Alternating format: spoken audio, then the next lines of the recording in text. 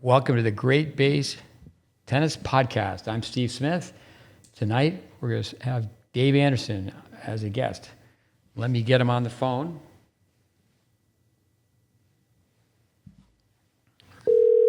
Dave's been a guest before.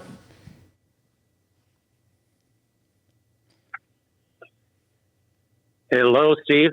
Dave Anderson, thanks for joining us on the GreatBase Tennis Podcast. Yeah, I'm happy to be here. Excited about another one, and I'll be coming in and out. I'm also answering phones for the Dallas Stars Bleeding Hearts. The Dallas Stars. Let's go back to hockey in just a minute. But for our listeners that haven't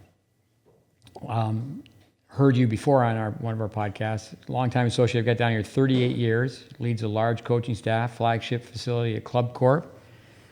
May still be the number one company as far as in most tennis courts controlled in the U.S. Brookhaven Country Club. It's an amazing setting. I think it is. Yeah, amazing setting for the listeners. When you feel, to me, I think when you're there, you feel like you're in a tennis village. With that, why don't you tell us a little bit about the renovations? What's going on with Brookhaven Country Club? Well, yeah. I mean, it's been decades since what was Club Corp. It's been rebranded now to the name Invited, and so I have difficulty always remembering that. But with Invited now, they are really trying to kind of go with the changes and in the world and accommodate the families and the way families operate, and so they're putting millions into Brookhaven, which was the flagship club, which began all of it back when it was Club Corp decades ago. And we're, going to be the recipients of a lot of incredible things that honestly I didn't think I'd see in my lifetime there. Fortunate for us, we're not going to be losing any tennis courts. It's probably going to be one of the biggest pickleball venues in the U.S. The U.S. national championships are being held there. Either the Tennis Channel or ESPN will be there covering that in November. So with that, the facility is going to get a facelift, and all of our tennis courts. You know how it is in East Texas with the soil under the ground. Steve, spending time here, and a lot of cracks that you keep coming up and putting Band-Aids on, but the only sure way is post-tension concrete, the courts. And so they're getting ripped up, brand new courts, all on the outside. We're going to get LED lighting throughout the entire facility, all new fencing, windscreens, et cetera. That's just a few of the things, but it's gonna definitely polish the club up nicely. I didn't mind the way it was, but I kind of like the little bit of grub and grime here and there. But I think for the business that we're in, it was a necessity, and I'm looking forward to seeing the end result. They're going to get all this done by end of October, so it'll be interesting to see. It's great that you're not losing tennis courts. You're losing the backboards, though, right? Yeah, I went by there, the backboards. I took my grandson on a walk over in that area and showed him. And the last backboard is still standing, but it's dirt throughout now. And that area that that haven't been there, Steve's been there many times. We had some really neat walls that were a part of the facility, and they're down, and now they're going to be padel. Wow. 2 big padel courts put up there in conjunction with the pickleball to help the racket sport growth, that we're seeing throughout the country. Now, the facility for the listeners has climate control, covered courts, clay courts. How many courts in total? Well, there were more. We did lose a few years ago, a few outdoor hard, but so we'll have 14. On that north side, Steve, where I used to teach outside all the time, we'll have 14 brand new hard courts in a row. Then there's the additional 1 stadium outdoor hard court, 8 climate control. There's 7 with the cover, but we did move one of the pickleball courts, or converted one of the covered courts into 4 pickleball. But we still have the indoor court ball machine, which is a regulation court. So I always tell people we still have 8 additional covered courts, which aren't climate control. And then we have the 5 outdoor clays. So not sure what that is when you add it up, but in mid-30s. The one court that's off by its side, I understand that was built years ago for Navratilova to practice on.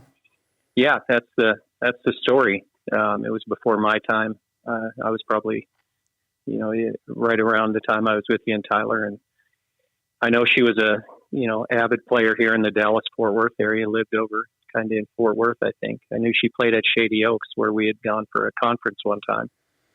They built that Omni court over there, the synthetic grass with the sand in it, and for her, so she could practice, on a semblance of a grass court. But yeah, I bumped into Nancy Lieberman about a year ago on the courts and tried to pick her brain for a few stories about that era, but she was quite busy and didn't have a lot of time to talk. But she's an interesting lady. The last match out in the college final between University of North Carolina and North Carolina State was a girl that was a accomplished basketball player. For our listeners, Nancy Lieberman, basketball player. You get on YouTube and research what she did for Navratilova as an athlete. I think tennis players should really master 2 sports. I mean, obviously soccer is very good for footwork, but basketball is such an inexpensive sport, and you can do solo drills, and I guess you can do that in soccer too. But it's very easy to play one-on-one and play pickup basketball in a driveway. But yeah, Nancy Lieberman. With one thing about, go ahead. Go ahead. No, I was just going to say the number of pros. Why don't you share that? How many pros on your staff? We typically carry between 20, 25 pros full time. There were 2 when I got there 31 years ago almost. And, it's grown quite a bit. The pros are all, taken through the training. So there's continuity throughout the entire staff. And like anything, just like a junior program where you have some kids that, really go all in and try to acquire the information and do it. I think the same is true with tennis teachers. But I think that the competency level throughout the 25 is pretty high. And some of them, I'd say, really own it because they began in the program at 4 or 5 years old in the early childhood program and went off to college and came back, and they've either taught somewhere else or just come straight here. And they're in their mid-30s now and have really stayed the course on it. And I think that, they formed the foundation for their teaching to be really successful in their careers. No, I don't think enough people in American tennis know what you've done there. I love the setting you have by the ball baskets where it's either nearly 500 or more than 500, truly developed tennis players from your place who've gone on to play in college. That's a great effort. That wall's down now. That whole building, that whole little area is down. Well, so we're trying to find it. Yeah, I can see where that was outdated. I could see where that would be rebuilt. Yeah, so that was taken down to the ground. So we're trying to relocate that board. That all went down about a month ago. So yeah, that's a great board. I think there's a story. I mean, I've always said it'd be fun just to get everybody together and just go start with the A's and go all the way down to the Z's and just tell the story behind each of those names. Some are tremendous success stories and some are more stories of failure, to be honest. And, in regard to maximizing their potential, but they all went on to play. So that from that end, it's a victory. Oh, for sure. It's amazing when you think how difficult it is. It's a discouraging number, but I share it quite often to try to get kids to wake up and get after it. Less than 3% of young junior tennis players play college tennis. I got one more question for you. Check your memory. I know you have ironclad memory. You're interviewed by the Dallas Morning News. I think this helps describe when you first started there many years ago. How many years ago did you start there? It'll be 31 in October. Yeah, so it was in your early days there, Dallas Morning News, and you were quoted as the country club is it's a mile down the road. So the listeners, when you are on the Brookhaven Tennis facility, there is a country club with a bunch of golf Yeah. holes, but you don't notice that at first. But you remember what your father told you? You read the article. Well, yeah. So it was about 2 months into the project, and maybe a little bit longer, and there was no really hardcore training / academy, if you want to use that word, in the city. There were junior programs and some good ones, but so they caught wind of it and came out and interviewed, and I was actually quoted as saying, the exact quote was, I got in trouble for the one you said. That's another story. But the quote in the paper said that my number one goal was to break the country club mentality in the city. And they put it right in there. And, Dallas Morning News was a big paper back then, still is, but everybody got it at their doorstep.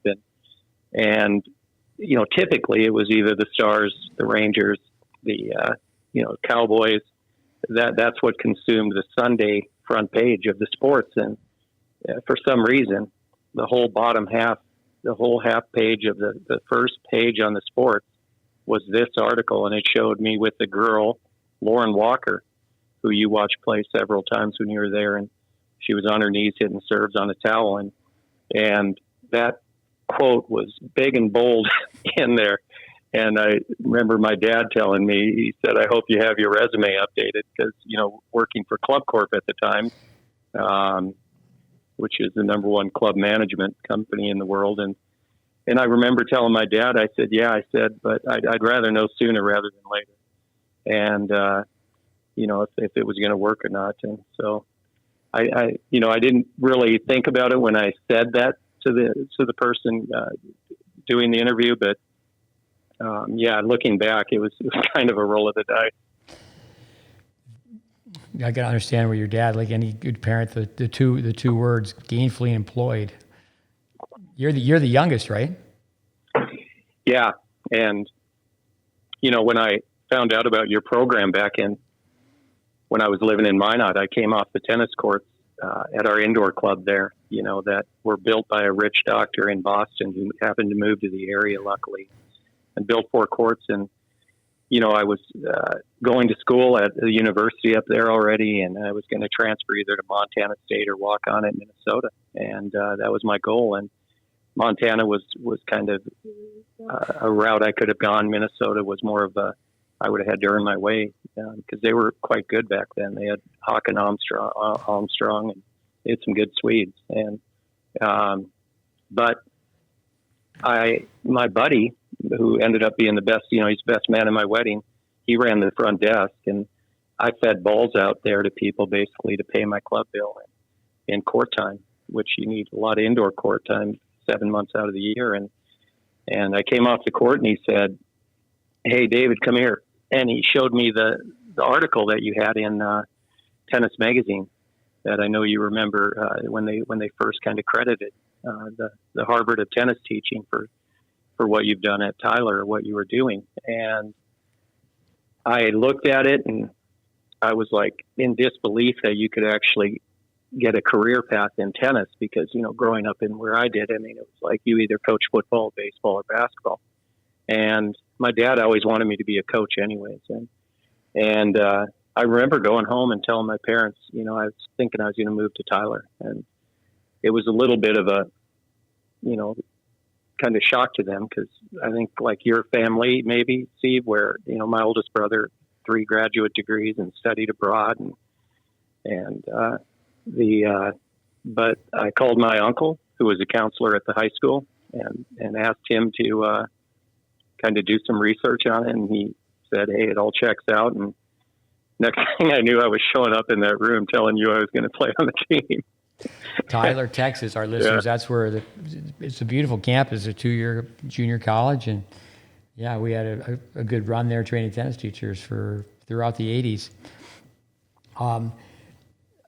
David and I talked about him being a regular rap, rip, and rant I got a number of letter R's here, but we've had quite a few requests from people to have us circle back and review some of the beginning themes from our first podcast. Examples would be like forehands and backhands and single strategy, double strategy.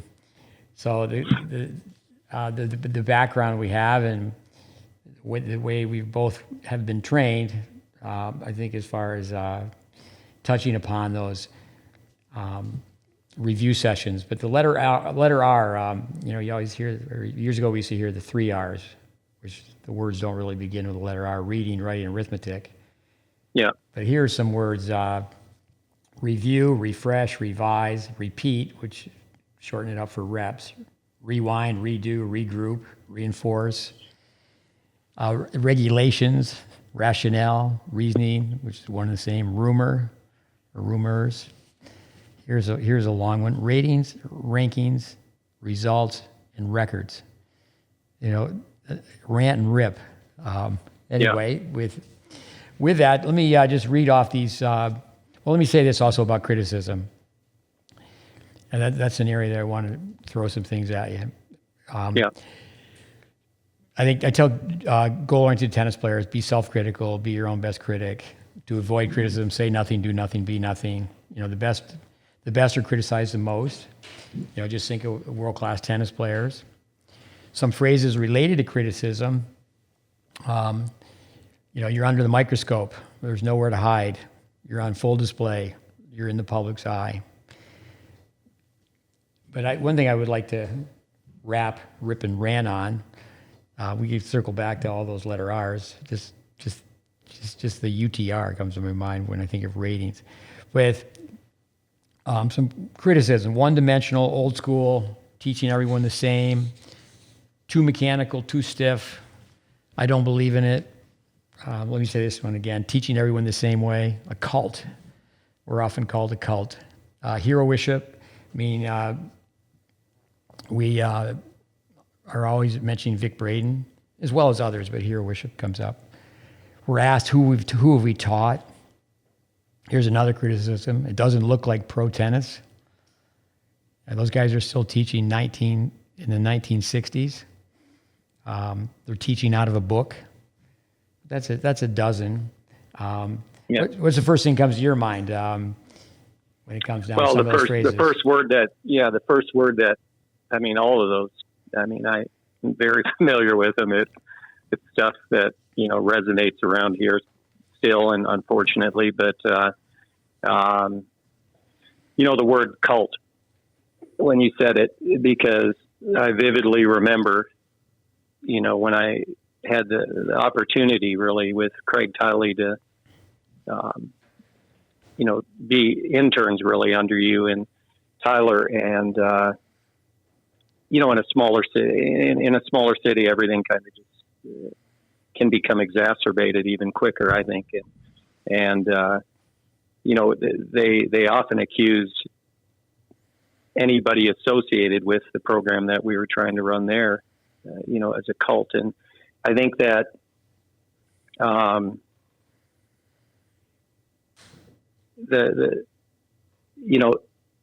ignorance is difficult to deal with. It's different than somebody who's uneducated and maybe hasn't had exposure. And when presented with the information, they have light bulbs turn on, and then they start to see it from a different perspective. And I think that those kind of situations and people are from my end, pretty fun to deal with and help them kind of see the light, so to speak, and set them on a path, whether it's a coach or a player. But ignorance is a different animal, in my opinion. I think ignorance is, you can spend all day trying to convince ignorant people in situations, and you don't really have a fighting chance to make a dent. And I think with ignorance, in my lifetime anyways, as I approach 60 here around the corners, I'm finding that when I smell ignorance, I'm disciplining my mind to just kind of walk away from it, because I think a lot of those comments I would say a majority of them come from ignorance, not from the kind of people that maybe just haven't had the exposure and the education.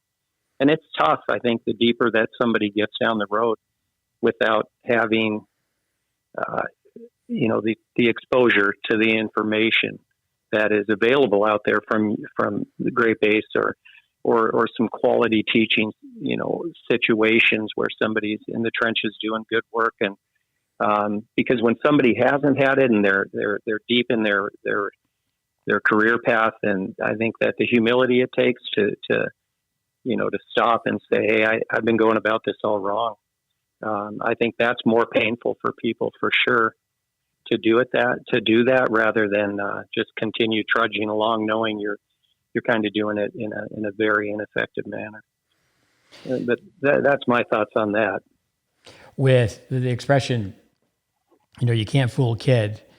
If what happens in tennis is people don't really have that comparative experience. I think that there's such a lack of understanding for core information in tennis that tennis teachers actually protect themselves. You could, go with the S's, go Syracuse, Shreveport, Seattle, doesn't matter what cities you pick. Just say the use of video, use of slow motion analysis. But even with that, the machine is only as smart as its operator. But it's amazing how we still don't use video in the tennis teaching. Yeah. world. Yeah. And somebody asked, just within the last week, because so many different people end up popping in on the court here, as you know, and they said, if you could say, one thing to help fight the fight that we're, in trying to battle the ignorance, so to speak. And I think, it's just, and I've kind of thought this, in my life here, that if people just consistently go back to the fact that the ball's on the strings, 4 to 6 milliseconds, and what to do to get there, and then what to do during that time. I mean, it just eliminates so much of the unnecessary gibberish that happens in regard to skill production,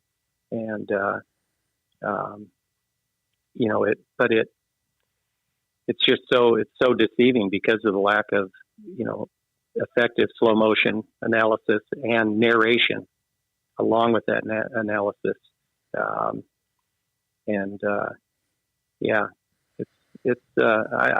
think it's a battle that, I think with the efforts you've made and Andy and others that have helped along the way with the many pros that have helped with the GreatBase. I think there's a way better understanding, and just to try to, it's like there's been these big drops of rain throughout not just the U.S. but around the world, and we need those drops to be bigger and then ripple outward more and start to connect all over the map, because there's a lot of good tennis teachers out there. There's fewer great tennis teachers, in my opinion, but you could take all of those and add them up and multiply it times 50, and there's that number of bad tennis teachers, maybe times 100. Yeah, well, I think with just to define those, as just repeat it for our listeners, teaching is information transfer and coaching is a human relationship. I think there's lots of great coaches for sure. But I also think too that you could look at it from so many angles. It's very, very difficult for beginners to get a good start. It's many times it's the blind leading the blind, and the inexperienced teachers are with the inexperienced players. And the parent in junior tennis, many times an uneducated consumer, they just don't know the tennis product. And the mistake that, if you're a really good player, you're a really good teacher. It's a bonus if you have that experience having played the game. But that doesn't mean that you can actually. I listened to Charlie Passerell on a podcast, who was taught by Welby Van Horn, one of our pillars. And that's a point that he made, is a teacher is somebody who can take a beginner and show them how to start to learn skills to be able to play tennis. And a coach is somebody who already has playing skills, and then you work with them. I thought that was well put. Yeah, I think, there's,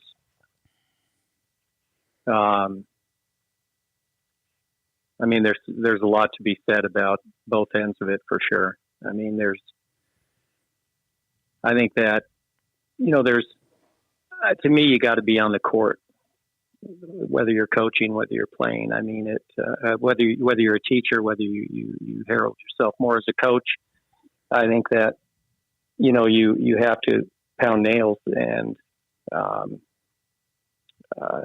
think that I don't see an end in sight for it with the thing you had mentioned about, I recruit a 23-year-old ball banger that is fresh out of playing D1 tennis. He, immediately the top juniors in the program migrate that direction in regard to wanting to be around, wanting to hit and with them or her, and it's there. I think there's a need for having those kind of people around for hitting lessons, hitting sessions, and offering more generic type feedback to where, I think you've always said, sparring partner, and to just emulate what they do in boxing. A sparring partner puts a mouthpiece in and really takes punches and then throws some punches.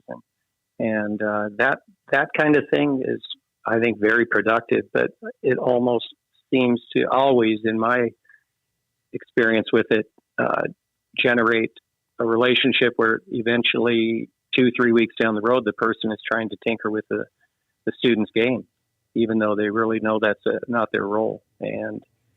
But I do think that aspect of having a hitter, having somebody who can bang balls and maybe give some insight to having played the junior circuit and played the collegiate game. And I think that's very valuable, but I think it's a piece of the puzzle. It isn't usually the missing piece of the puzzle for a vast majority of the juniors, yet they think it is.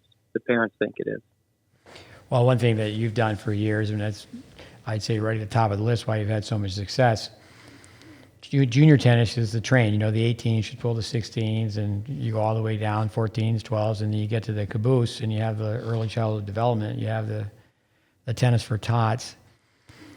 Why don't you comment a little bit on how people don't really understand the connection between one level and the next? Go ahead. Yeah. It's before we got on the phone tonight.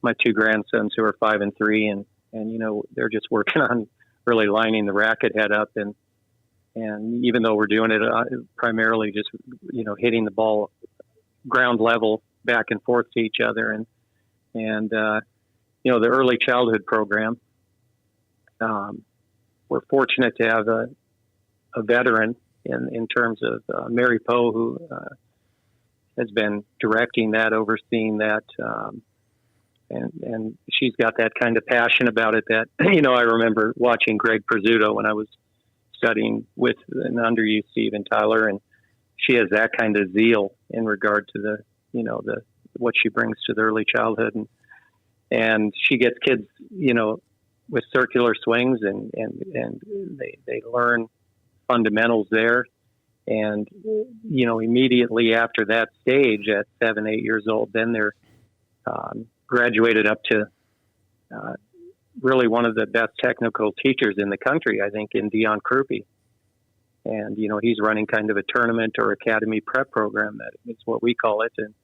And so, by the time they get through that part of the program with Dion, the formation of the game is pretty much done, and all the hard work is done.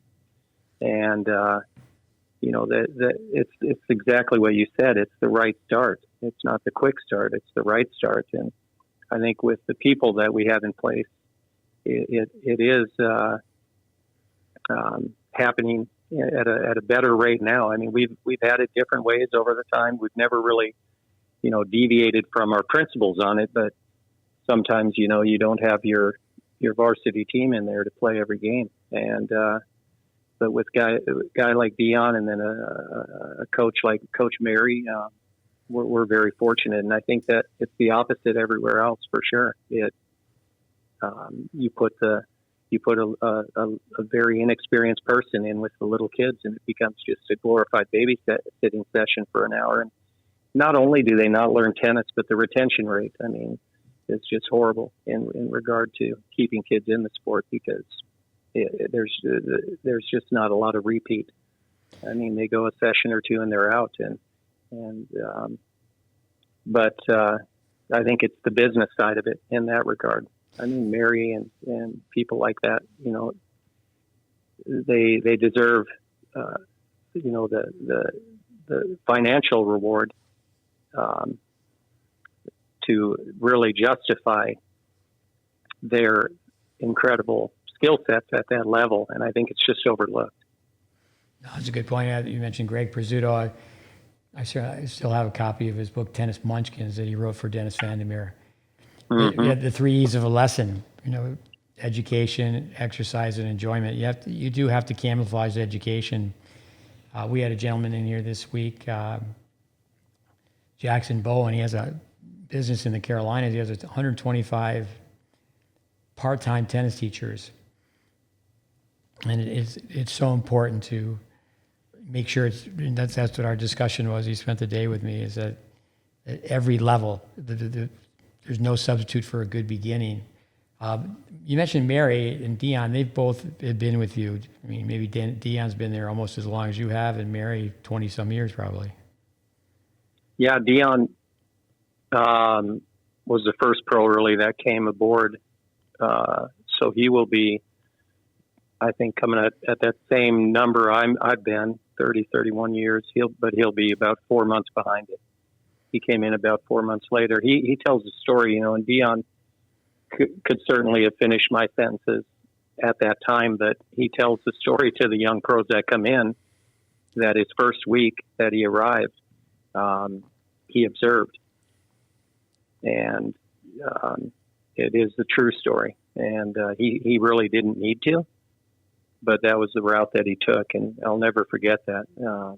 It showed a lot of character, I think, humility. And Mary's been here. I don't want to say the wrong number, but it's got to be getting close to 15 years. 15 years. Maybe.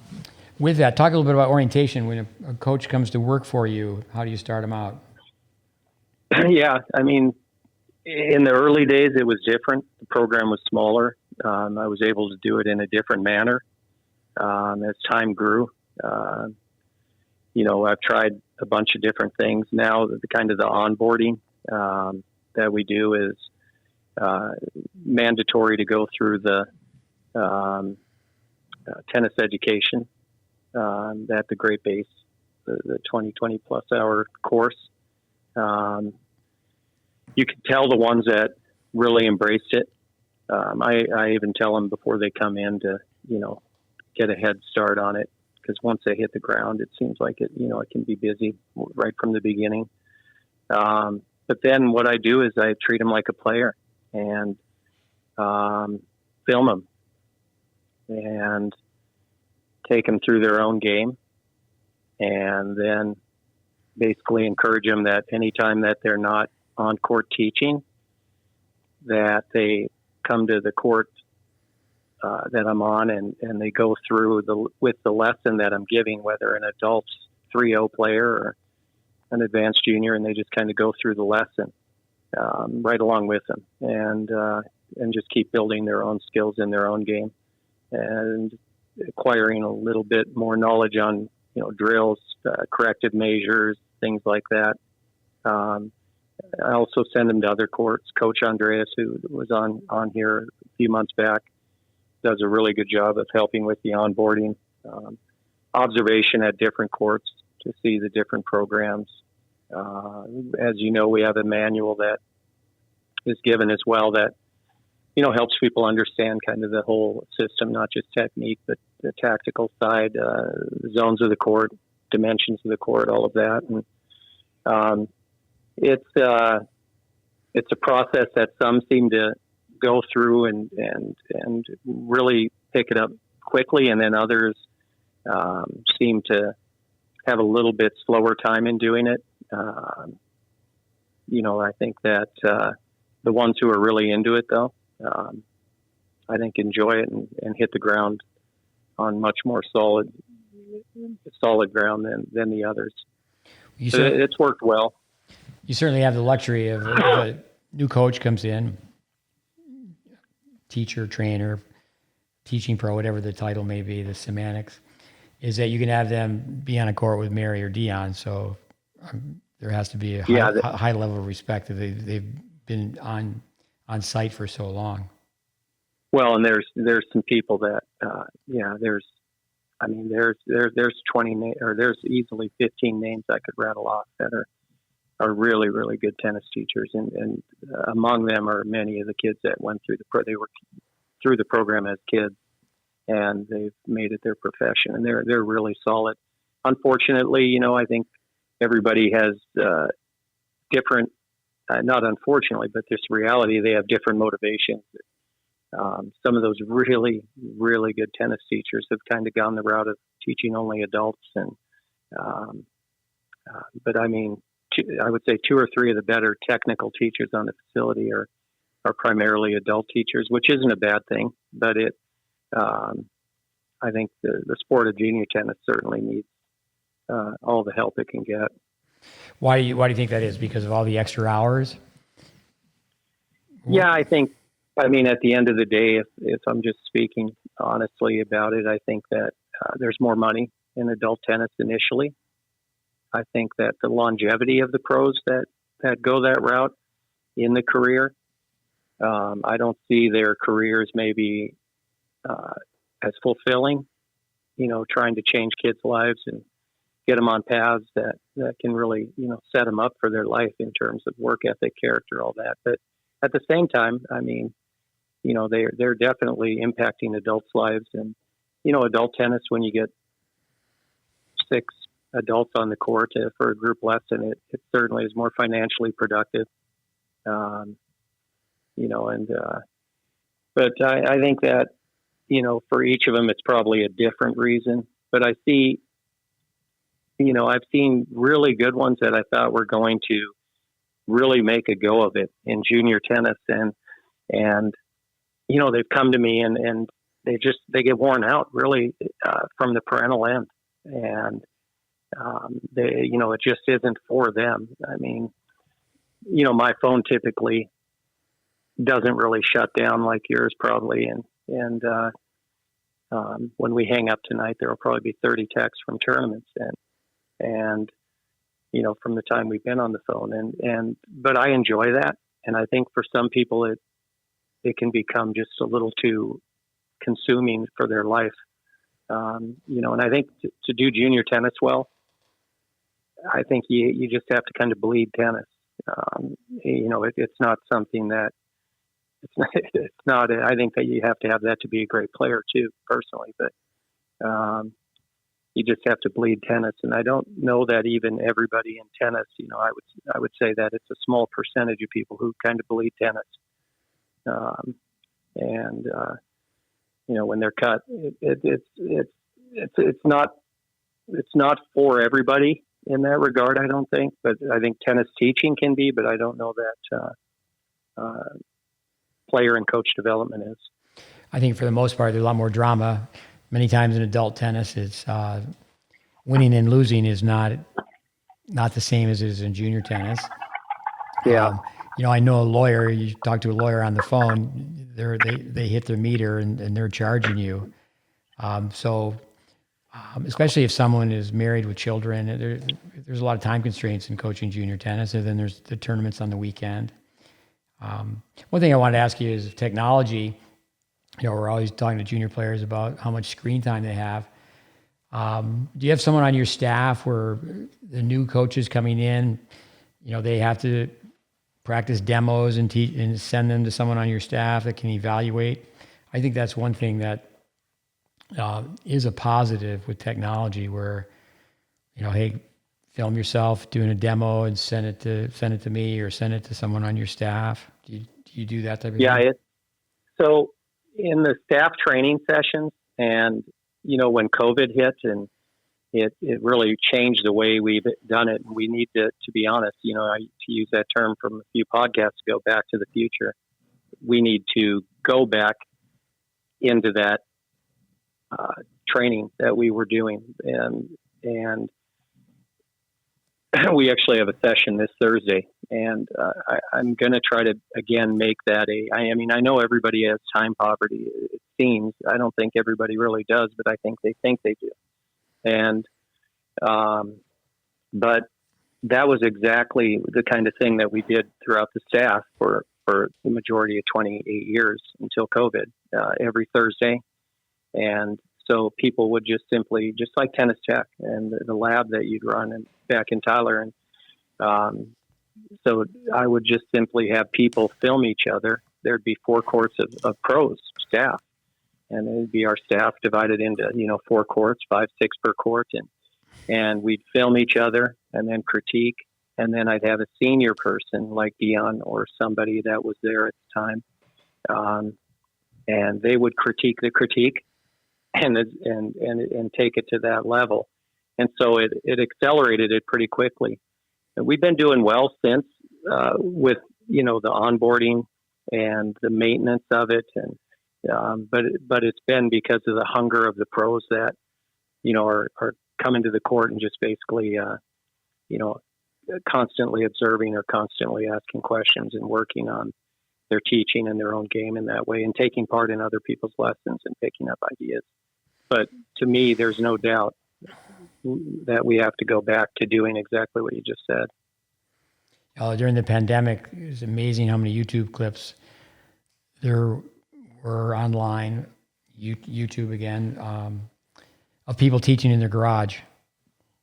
And it's amazing. It doesn't take very long to find out that someone's really not a technician. It's like, okay, I tell people, why don't you just look at Djokovic's ready position? I used to say years ago that the only thing that tennis teachers agreed upon was the ready position. And now that's not even the case, because when you watch kids, they're in the ready position and they have an extreme grip on the forehand side, you can just tell right away that, well, they're not going to be playing approach volleys. They're not going to have options on the return. Most likely they're just going to build their game on hitting their forehand. But I do think that technology, let's just do this for 3 minutes and film yourself, going through the serve, demonstrate the serve with your opposite hand. If you're a righty, film yourself left-handed, just shadow swinging, and then have someone on your staff who's actually compensated for. It's a great way to improve quality control. There just has to be continual training, this continuing education.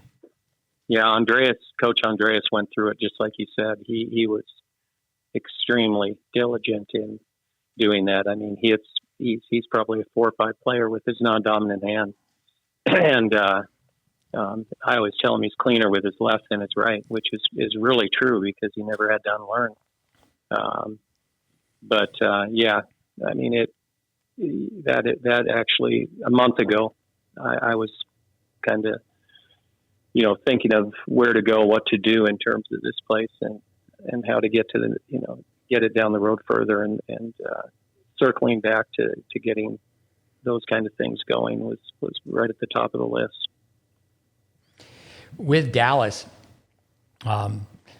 it's like a city unto itself. I mean, I can remember Tyler, Texas is an hour and a half east of Dallas. And yeah, I spent a lot of time in Dallas. Many times would just be on a trip to and from the Dallas airport. Tennis in Dallas with pros working together. I know years ago you were part of a pro association. You did a lot of things with the nonprofit organization. I was out there 2 different times. What's it called? The Dallas? Yeah, DTA. Mm-hmm. Dallas Tennis Association. Dallas Tennis Association. Is it cutthroat or pros bad mouthing each other. I mean, we're talking about criticism here. And I know so many people that you've trained. I know I've trained maybe a dozen people that teach tennis in Dallas or more. How about that for yourself? Is there bad mouthing, or is there the pros working together? I think that's a big issue in tennis. I don't think pros work together enough. Yeah, I think it's probably more the latter than the. I mean, I think that the bad mouthing was way more prevalent when I first got here, and like I said, it in a conversation with you before, off the prior to this talk, in that when we came to this city, I mean, it was 30 some years ago, and people forget that, we used to kind of be the laughing stock of the world because we had people turn and keep the racket up high. And, when we have these critics that, shoot bullets our direction now at things like the GreatBase is trying to spread, it was only, again, 30 years ago that, the world was teaching people to turn and bring the racket straight back and down. And that backswing was what you primarily saw when you watch many players at tournaments, junior tournaments. And so the city was really thought we were just a kind of a freak show at a circus. Turning, keeping the racket up, balance, things like that. But now I think, like I said,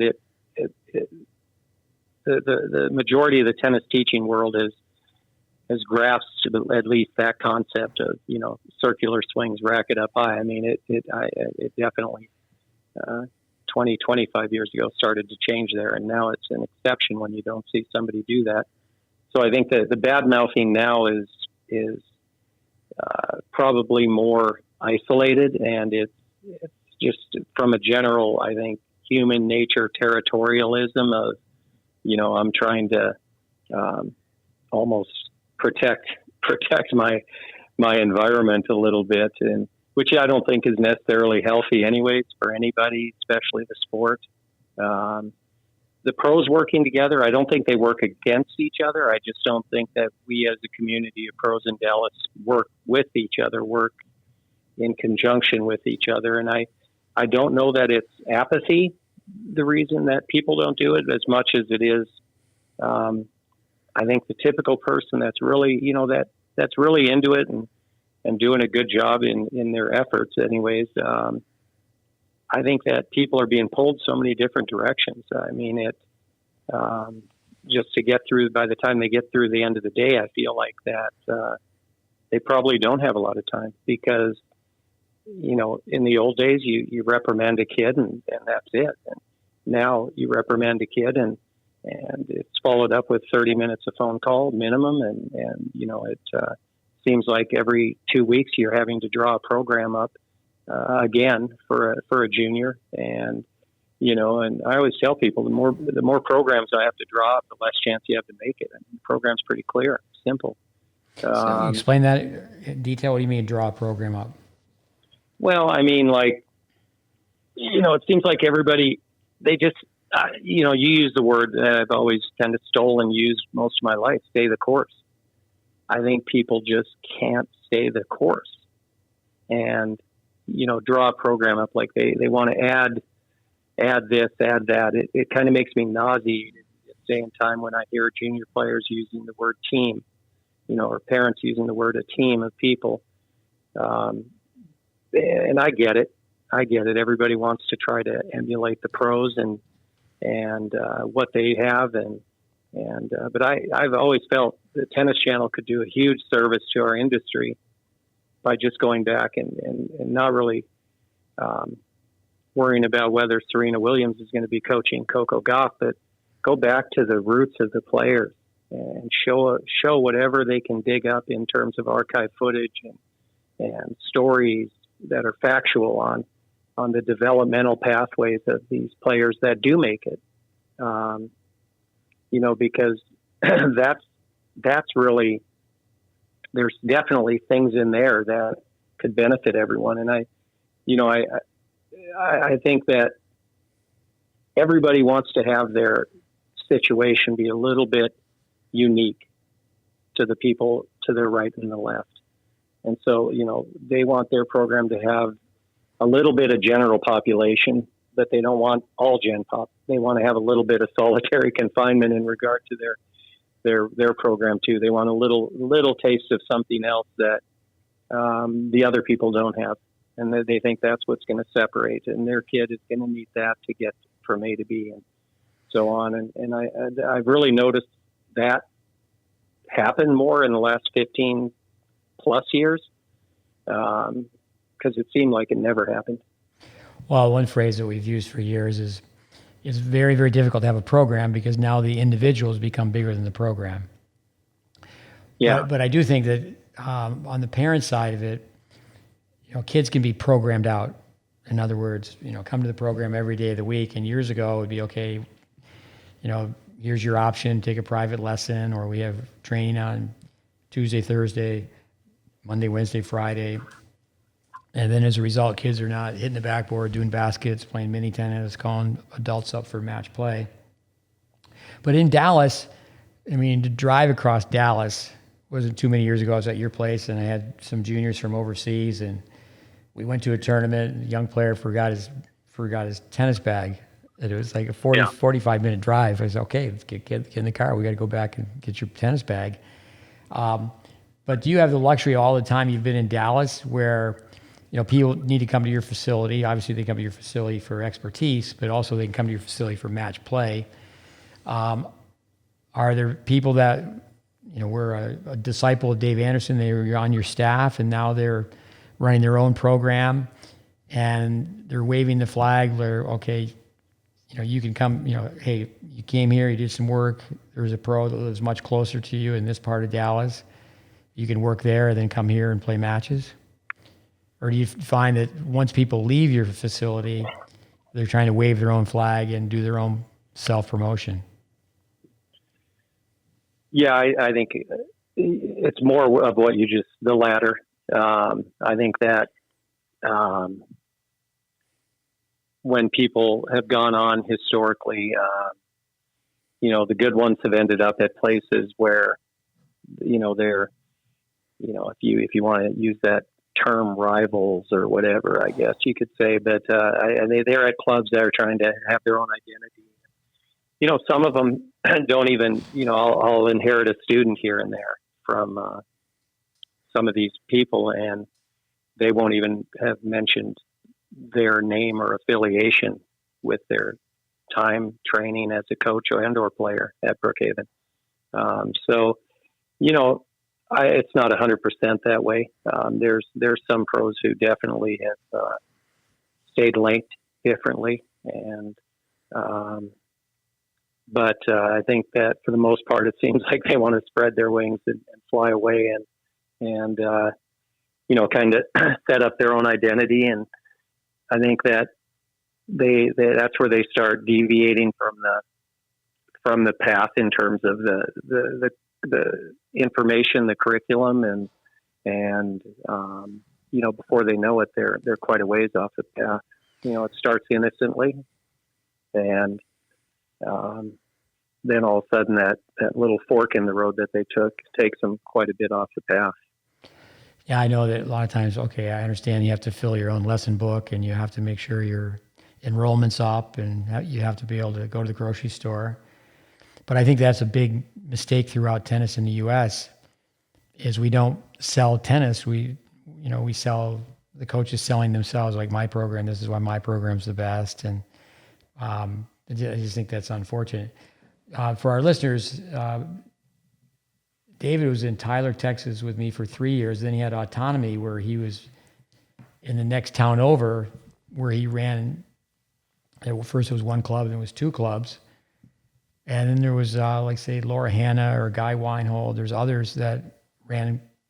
There was in the one town, there was two clubs. In the other town, eventually there was four clubs. And we controlled 5 of those clubs. And when I say control, I don't mean from a business standpoint. I mean as far as artistic input, as far as educational merit. And that should happen more in the U.S., where here's the curriculum, this is the alphabet, this is the sound and shape of A, and we agree, and now we're moving on to B. And I do think that it'd be much better if tennis pros they didn't have the feeling that they were competing with each other. Yeah, there's no doubt about it. How to achieve that is, at least, there's going to be, in Dallas right now, as you know, the city's just exploded. I mean, it's just growing daily. And I think that, it kills me to see kids may live on the same street in a particular city and go to different programs, and they just never call each other to play a practice match. And they have a court, at their high school or local park a mile away. And they're some of the top juniors in Texas. Oh, and that happens. Yeah, there's so many things. Like I say, even, pretty much the top juniors are not playing high school tennis. It's almost non-existent now. And it used to be a big thing in Texas, and they did it quite well in Texas, where they had mixed doubles. I know they dropped it, brought it back, and then at most of the public high schools, the last period, the tennis team would practice, and they would practice as a team, and then from there, sure enough, they could go to a private coach, but they actually bonded as a team. Yeah. When I first was in Tyler, I remember being told the kids from Tyler could not compete with the kids from Dallas. Yeah. And we had that small guinea pig program. And as not the first 5 years, but the second 5 years, and we had, say, less than 10 kids. They certainly made their mark on Texas junior tennis. Yeah, and that was at a period where every top junior in Texas, played, represented their high school. Even if they were top 5 in America, they still played for their high school. But someone like a Chad Clark, Julie Scott, Chad played at Texas, Julie played at Stanford, and they both did really well. Both of them, interesting enough, they really weren't crazy about traveling, and they didn't really give it that much of a go in pro tennis. And they certainly were in the position to do so. Yeah. They both could have made a living out there. But both of them turned down the USTA. It was in 1987 where the USTA finally, and I shouldn't say finally, I don't know if they ever should have done what they did in 87. They put together a player development program. Mm-hmm. Yeah, I scratched that word finally. So they put together a player development program, and it certainly had its ups and downs. It certainly is the most criticized program. I feel sorry for the people on the inside. It's kind of like the U.S. Constitution is something that needs to be respected greatly, but it's not. And same thing with people that put forth an effort to improve tennis. But anyway, the governing body of tennis is very much like the government. Even if they do something right, they're still criticized. What do you think of that? I know you and I probably could have a contest on how many people that we've trained that became really, really good 12 and 14-year-olds, and then they were cherry-picked by the USTA. What are your thoughts on that? Yeah, it's happened a lot. It just happened, I think returns today from Lake Nona. He was not really even on their radar and went out to Easter Bowl in 14s and came really out of nowhere and took 5th place. And then he, finals of the doubles. And next thing you know, a month later, he's, being asked to go down there to a camp. And so it's a movie we've seen before. And we also know how that movie ends typically, even if the ending's been slightly altered. Some movies have alternative endings, and you get to watch them after the actual movie happens. You can click on a little thing on your DVD player and watch the alternative ending. And most of that's really what it reminds me of. I think there's no doubt. I had the chance to spend a few minutes with Wayne Bryan when he came here to do some clinics when we held the Rolex Indoors years ago and NCAA Indoors. And, I spent a day or two with him, and he, he made the comment. He said, it's a shame that, the USTA wouldn't just give the funding, and then obviously there'd have to be a caretaker for the funding, but, to a city like Dallas, and then, to have the funding go to these programs like yours where the players wouldn't have to uproot something that's working and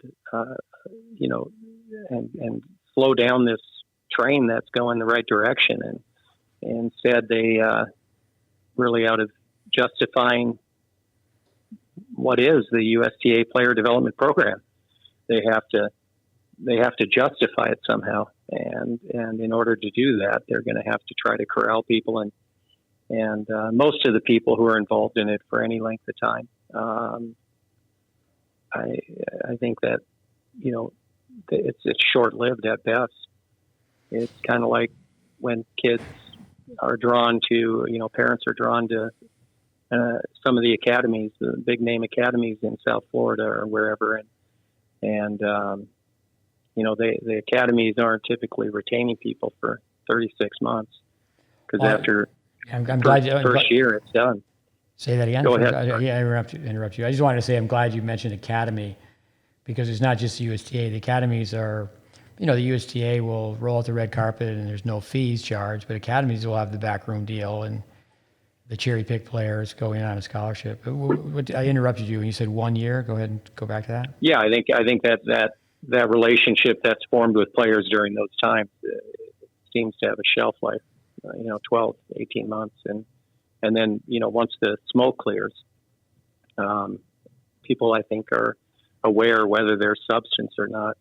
I do think that there's a lot of perks that come along with it. And I think the perks are really the greatest incentive. And I wish there were a way to get those perks for people without kind of polarizing them and taking them out of environments that are obviously working for them. But I think, it's no different than when you said, pros working together in a city. I think it just comes down to ego and maybe defense mechanisms, territorial attitudes, whatever it is. But at the end of the day, I think, I can tell you I have to slap myself in the face and remind myself all the time that, when I wake up in the morning, it's really got to be for the good of the game. Everything that we do. The game, we all that are making a living in it at all, we owe the game of tennis. And, I think right now, more than any period in my life as a teaching pro, as a coach, I think that right now, if there's a time for people to come together, we better band together because the game of tennis needs a lot more players coming into it. Oh, now we're competing with padel and pickleball.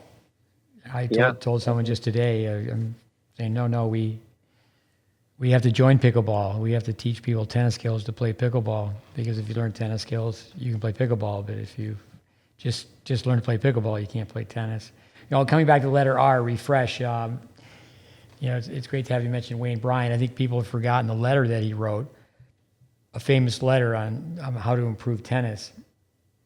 And initially, his intention was not for that to be shared publicly, and it was great that it was shared publicly. Recently, one of our coaches, he was watching matches. It was Canadian kids and U.S. kids, 14s and 16s playing at Lake Nona. We had a rainy day here a few hours south in Boynton Beach, and we're watching matches. And, we had one American gal we spent a lot of time with playing a Canadian gal. That was in the 16s, a 4-hour match. We had one American kid that we just done some film work with. And then there were 2 Canadian kids that they've basically been in what we call our system with. But with that, comes back to, start the course, stay the course. What Wayne Bryan was saying is that not to be, and he was the one who used the term cherry pick. I think people don't really stop and think about how the brain works. We had a national coach. Things get back to you if you're that open and go, no, I wouldn't go and work with the people associated with the GreatBase. And the follow-up comment was, you need to do a blend of methods. And it's like, did you really just say that? Because that's what the GreatBase is. Most people, it's not a lack of intelligence, it's a work ethic. If people really want to understand what the GreatBase is about, they have to, they could go to the content, they need to go to the reading list that we recommend. I mean, it should just be mandatory that tennis coaches, the USPTA PTR, I've been a member, I know you have, I've been a tester 40 years, and that fact-based test that Braden used to have, tennis coaches, do they even know the length of the court? But Bob Bryan, I heard this on the Tennis Channel. It's like, am I missing something here? He's going to be inducted to the Tennis College Hall of Fame, and the person commentating said that Bob Bryan's really positive because the players are serving and volleying in doubles, and I'm watching it. I just don't see it. I just don't see they're not serving and volleying. It's when you think about one dimensional. That's just becoming a lost art. Let me ask you a question. You're from the tundra. You're from North Dakota. Minneapolis, I've only been there once to train coaches, but beautiful place, beautiful city, the great, hardy people. What's the difference between becoming a tennis player in Moscow and a tennis player coming to Minneapolis? The climate's pretty much the same. How would you answer that question? Well, I mean, I love Minneapolis. It's one of my favorite cities. Both my brothers one went to U of M, and the other one went to a private school, St. Thomas. It's funny you say that, Steve, because we had a player that was on a great pathway here. You bumped into the family down there in South Florida a few times, a young girl. They live down there now by you, and I was telling a couple of the coaches and a few parents and a couple of players the other day, I said, if you took all the situations in South Florida that people are drawn to, and the perceived prestigious academies, and you picked up that block of tennis training centers and you moved them up to Bemidji, Minnesota, or the area north of Minneapolis. I said, how many kids do you think would be at home saying they want to go there, or the parents drawn to there? And they wouldn't, because it's not sexy, it's not glamorous up in that area. And I think that the Minneapolis Moscow is a great comparison, and the same thing could be happening. How it is up in that area. If you're a 4-year-old girl, there's a lot of hockey up there. You're learning to skate early, and whether you're male or female, and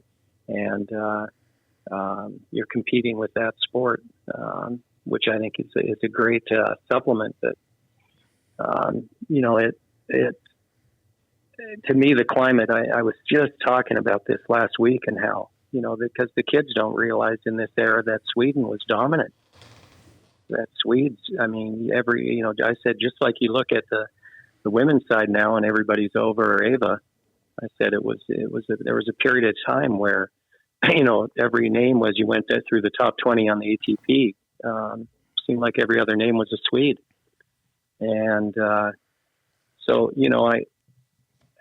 to me, valuing court time and having come from that environment, we didn't wait for the buzzer to ring on our indoor courts and then go out onto the court and go through a dynamic warm up and catch up with our hitting partner to see what we were going to do. I mean, we were sweating, even if we didn't know what we were doing, but we were sweating upstairs waiting for that buzzer. And I mean, we were directly behind the court, walking on almost prematurely for that buzzer to go off. Cause $20 an hour and a half for me was a lot of money to split even amongst 4 guys, and you seldom got to hit, 2 per court. I mean, it was just, you were hitting on half court, which, in hindsight helped out because it got people to basically play on what's a regulation court with percentage lines. When you go from center hash mark to the end of the double sideline, a little more narrow. But so I think that, I think the same things can happen in those kind of climates, those kind of environments. I think it would have been fun for you and I to, go up there and do something years ago and to see how we could maybe have impacted, a state like Minnesota, which isn't known as a tennis powerhouse, and see if we could have, done something unique up there. No, actually, one time, Lifetime Sports, try to think of the gentleman's name. He's Greg Lappin. No, I've met Greg. He came to my place to hang out for a day not too long ago. Brain cramp. Anyway, he was a director. AJ Pan has that job now. He was a director for Lifetime Sports. They're really going major pickleball now.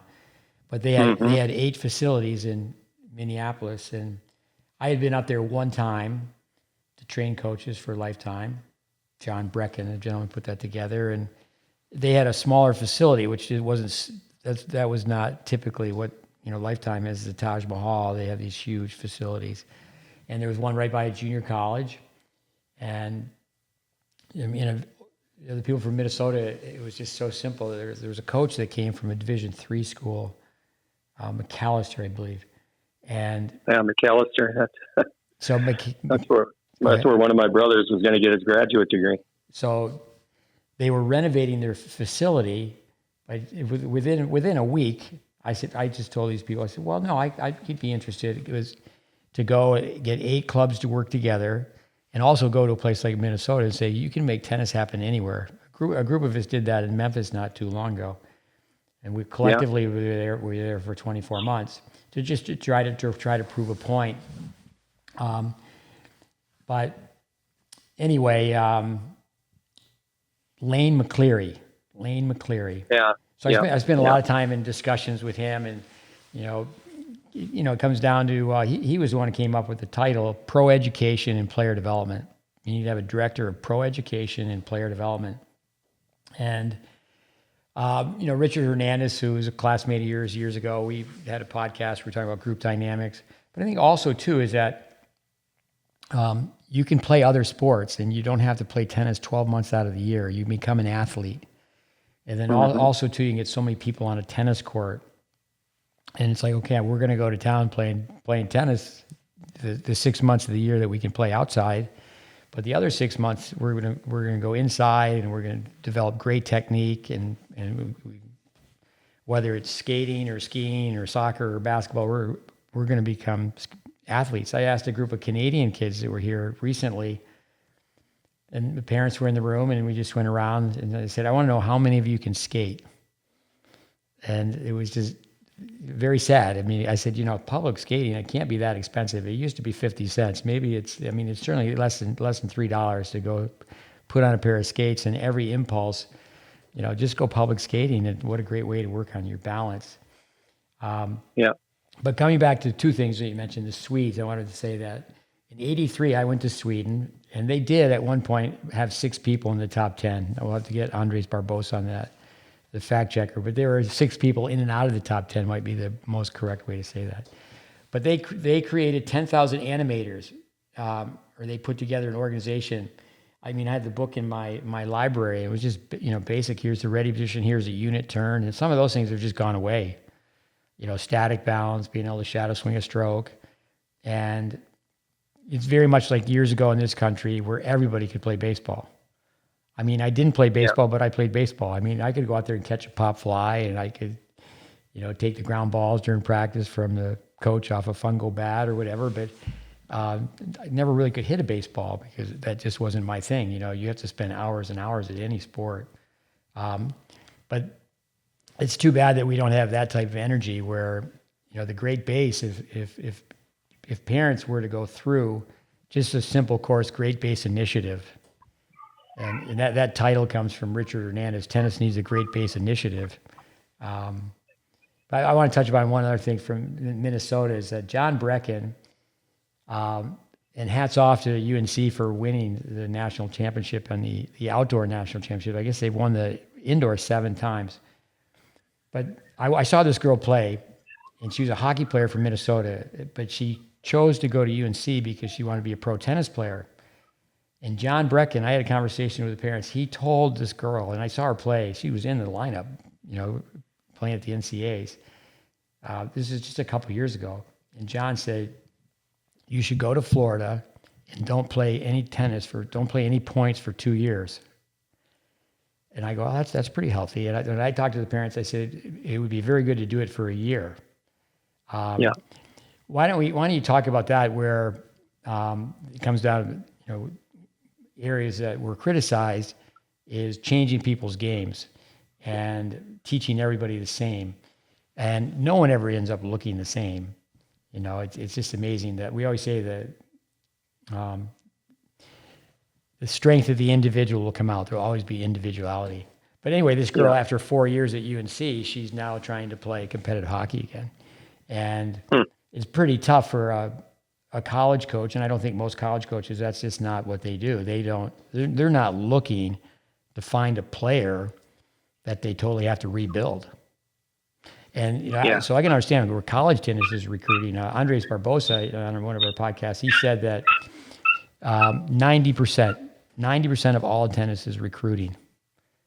But why don't you talk college tennis or just tennis? No, even junior tennis. Yeah, even junior tennis. But why don't you talk a little bit about you teach everybody the same? Well, I mean, you asked first about changing people's games. I mean if somebody walks through the door and I would assume they're there for advice and information. And I think going back to your earlier comment, I mean, it can only be really effective for us if we validate it through documenting on video and then showing. And, that's where I think parents get a bad rap. Sometimes it's very deserved. I think, just like coaches get a bad rap sometimes, and sometimes it's very deserved. But when you can have parents there and show video initially of the raw student that you inherit, it's really not that hard to convince people at that point, that their game needs to be altered. And then I think you said it just a few minutes back. Then it comes down to work ethic. And I think that's where it gets a little bit fuzzy for everybody, because that work ethic is on all sides of the equation. And the work ethic has to be there for the player. The work ethic to some degree for many players may have to come from parents too. And the work ethic has to come from the coach and or coaching staff. And the environment has to be provided where the player is going to be able to make the adjustment. It just doesn't, happen from, trying to make a grip or swing alteration and then say, go play a set at the afternoon session. That's why I love it when kids get injured. I don't ever want to see anybody hurt, but I love it when they get injured because it takes that element out and they tend to make their greatest technical progress during that time. I mean, it's kind of, I always tell them, this is a blessing. And I'm not just trying to pump you up with positive mumbo jumbo. It's a blessing because the things that we've been needing to get done are going to get done now in the next 8-10 weeks while you're in a boot or in a sling. And that's what I loved about COVID.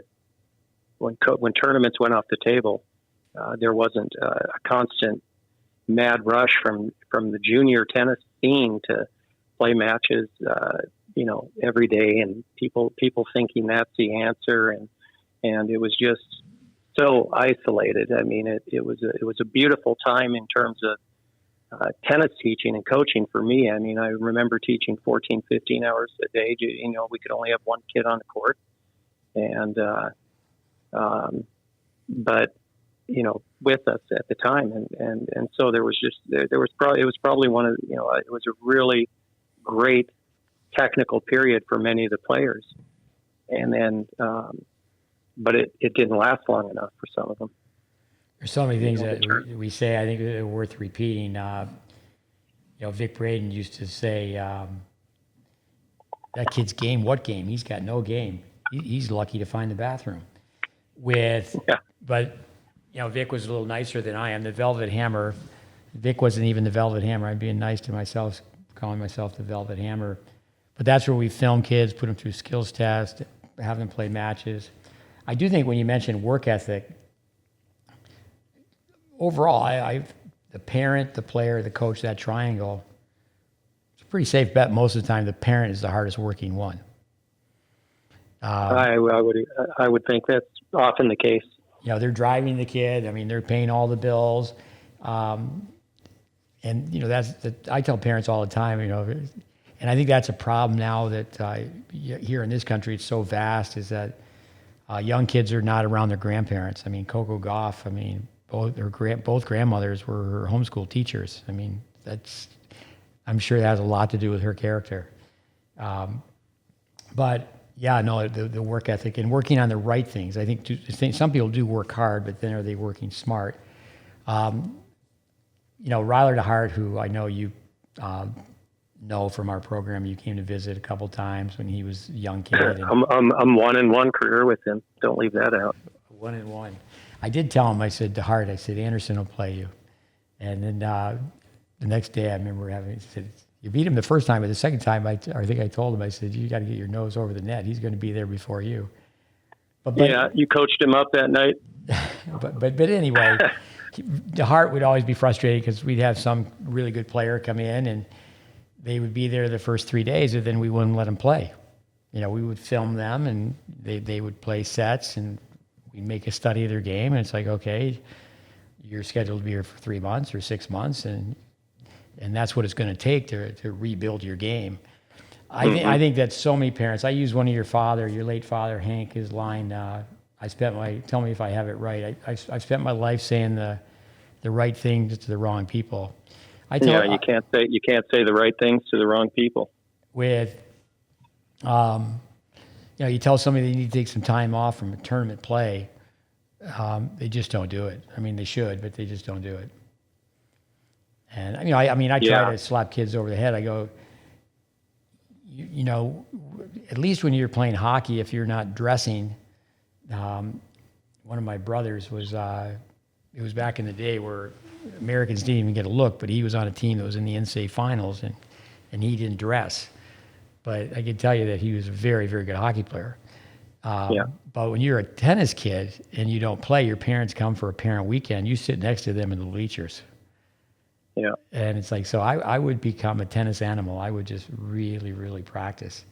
Let me ask you a question, Steve. Do you find in your years in the trenches that there's kids that, I'm sure I can guess the answer, but some kids, say that the average kid that comes in and we're saying, hey, hit the brakes, 3 to 6 months to reroute a particular change, whatever it is. Just take a pause from competition. Do you find there's some kids though that are they're kind of an outlier in that way, and mainly because of brain type, learning style, they can kind of hit the ground a little bit earlier, and then just constantly have the information flooded on them Monday through Friday, play a tournament, et cetera. Does that make sense? Run it by me one more time. So, some kids that can, do you run into some kids that, if you're making a grip adjustment on a backhand, for instance, and the young player takes, say, 8 weeks off, and where it only takes them about 8 weeks compared to a kid that, that most kids it would take, 16 weeks or 30 weeks. And do you have that kind of individual often? Do you run into that kind of person? Because I seem to run across some kids that can kind of do it not on the fly that they can do it with a little less time off from competition. And as long as it's constantly flooded in to their veins still Monday through Friday. And what are your thoughts on that in the forming of, the necessary myelin? Well, I think it's a case study. It's individual by individual. Certainly their athleticism, their fitness comes into it. How the parents talk to them. I think many times, the parents, they just don't know. Some of them they just can't help themselves. They're a human scoreboard themselves. And, say it was a 60-minute lesson, within 6 minutes, that lesson's been derailed. Or it could be a junior development afternoon, a program where who's in your group? Just all the wrong questions. Who'd you get to hit with today? Yeah. And, in the intellectual quotient, that's one thing, IQ. I mean, Braden used to say if most tennis pros can't afford their own lessons at socioeconomic functioning levels where, there's a certain level of intelligence if a parent can pay for a tennis lesson unless they inherit it or have their money tree in the backyard. But instead of, intellectual quotient do people have a sport intellect? And, opposites attract, and very often parents will cancel each other out. I mean, I think it's really going to help the process if you have two parents that are athletes. And then also, too, is that the ego of the parent, have they ever been in an environment where they got cut? I mean, what level of sport did they play? I mean, did they get out of their backyard? I mean, do they have exposure? It's one thing to have a kid have exposure, but the parents have to have exposure as well, and so do the coaches. So there's so many factors. Casey Curtis, who was a guest on our podcast, he was laughing when I said ITF stands for idiots traveling foolishly.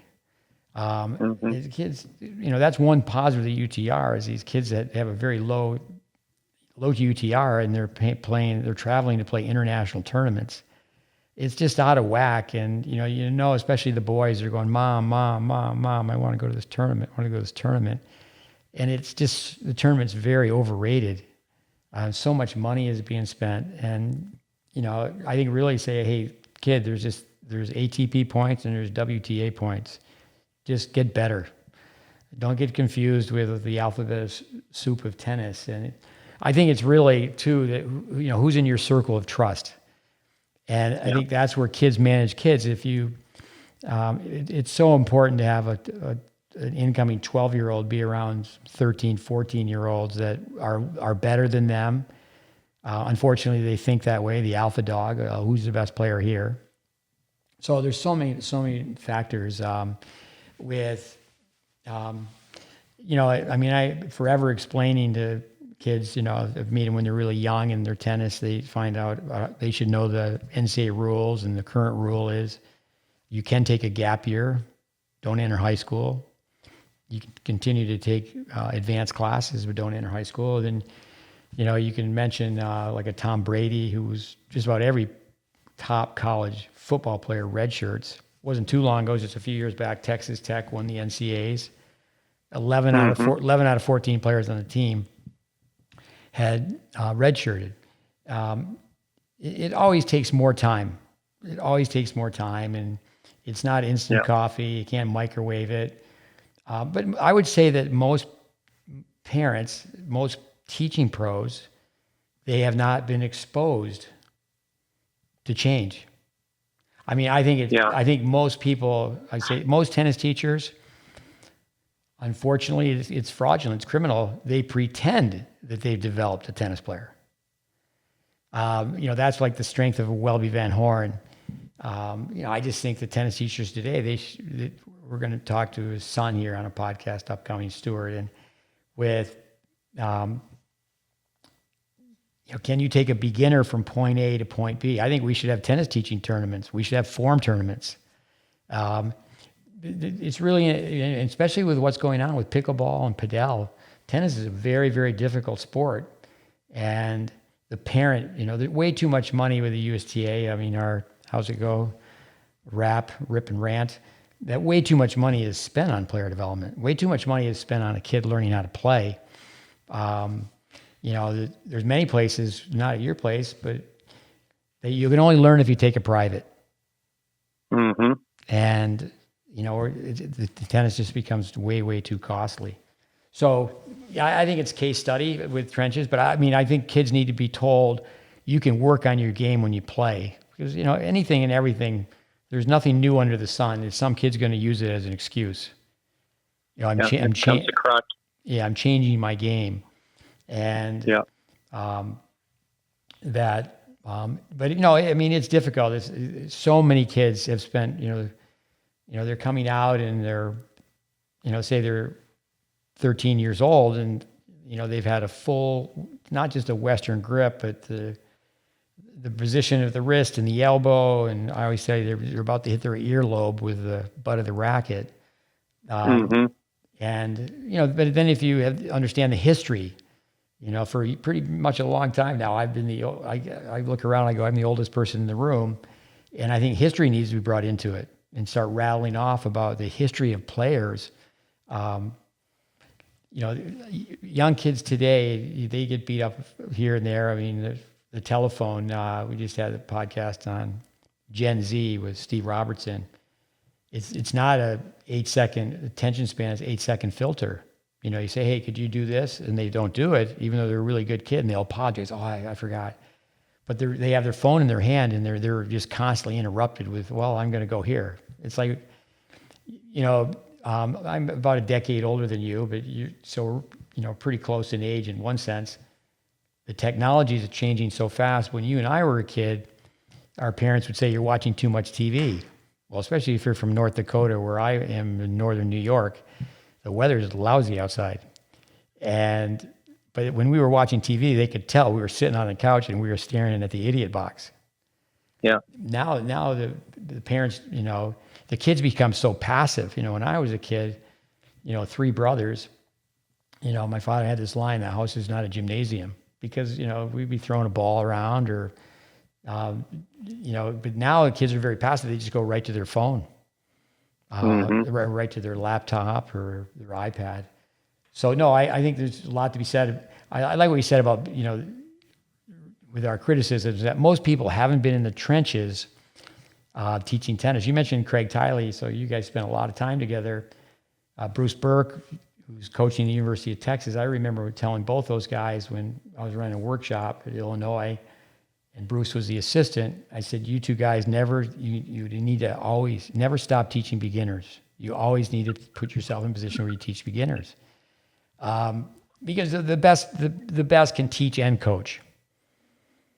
If you study sport at a high level, Yvonne, who helps out with so many things here, he's been watching ice hockey a little bit because that's my drug during the playoffs. And when you listen to the commentary, it's just like tennis. They're saying the same things. Let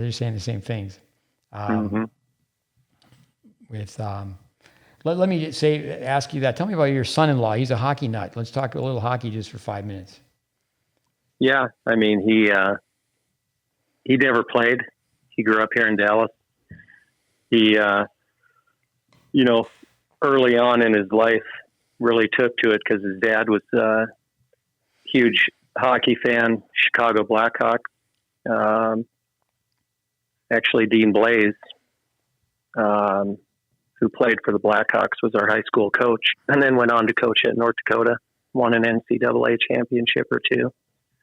But he's a huge fanatic and an unbelievable Dallas Stars loyal fan. I mean, that shot that went in at overtime tonight or this afternoon. I was down with the grandkids watching it in one room, and he was in another, and I was playing with the kids on the floor, kind of slapping the tennis ball like a hockey stick, and you just heard this beller in the house, the minute it went in, and his TV was ahead of ours for some reason on our TV systems here.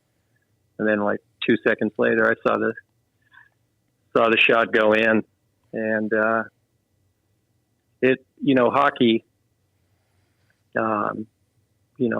on my list of sports, that was probably number 9, which tennis was 11 in terms of my competency level.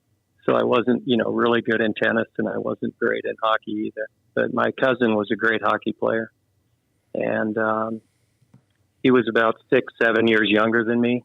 And I remember him from a very, very young age. He was a goalie, and his name was Fred Anderson. And the western half of the state in North Dakota didn't do nearly as well in hockey through my lifetime there.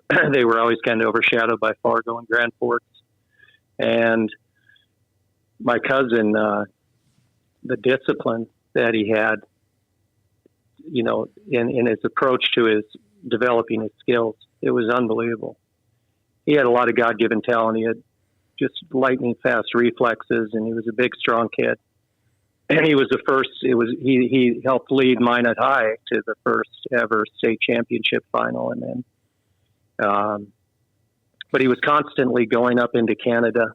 He was recruited. I think your brother, mentioned his name one time. He was not a superstar, but he was certainly one of the better goalies playing in high school, and he was constantly going up into Canada to goalie schools, and the amount of detail that he had to put into learning technique with his skates, with his stick, with his glove. It was just amazing to me, way beyond anything I ever envisioned to play at that level.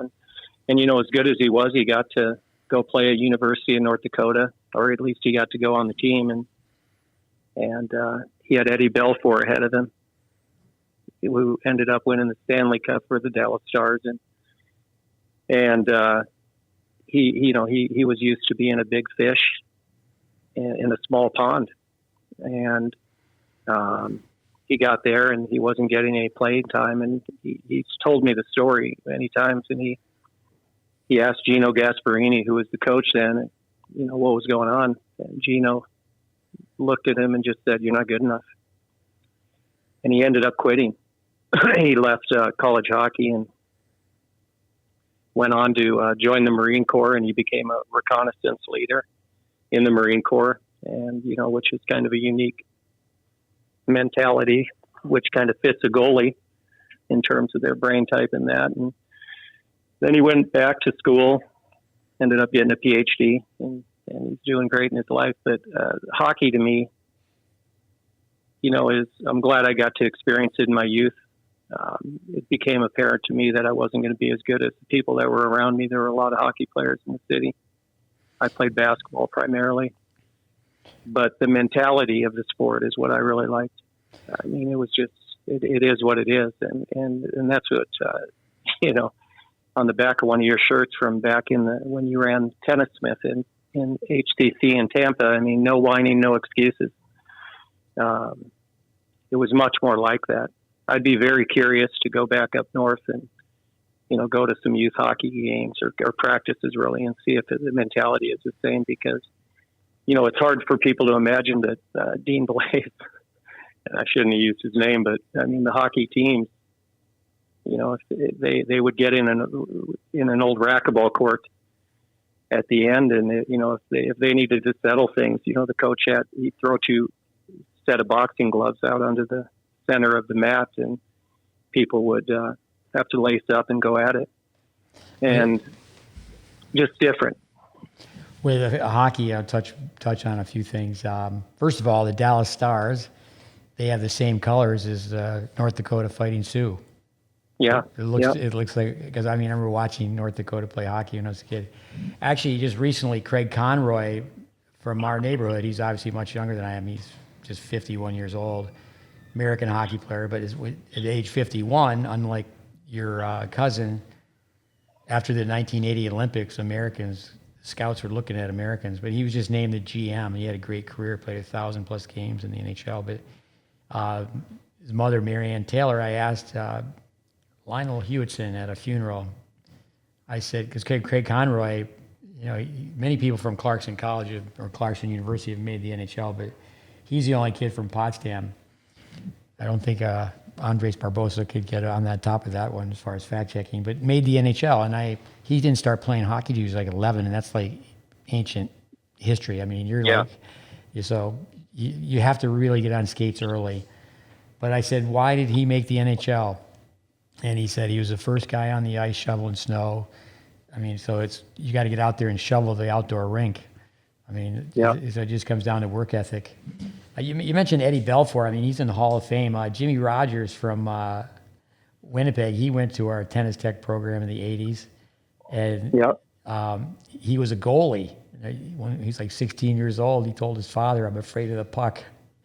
Anyway, we have to get Jimmy on. We'll have to do a lot of editing because he's one of those fun guys who you can't say a sentence without the F word. He's actually, all the years he was in tennis, he's now making his living in hockey.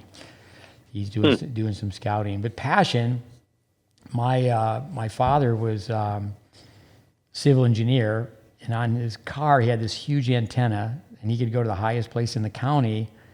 And wherever Clarkson College was, he was going to find a way to listen to the game on the radio.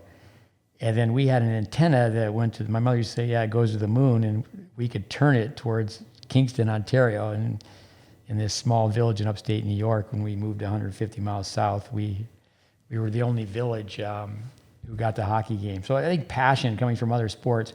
But for tennis listeners, the one great thing about tennis is it's not political.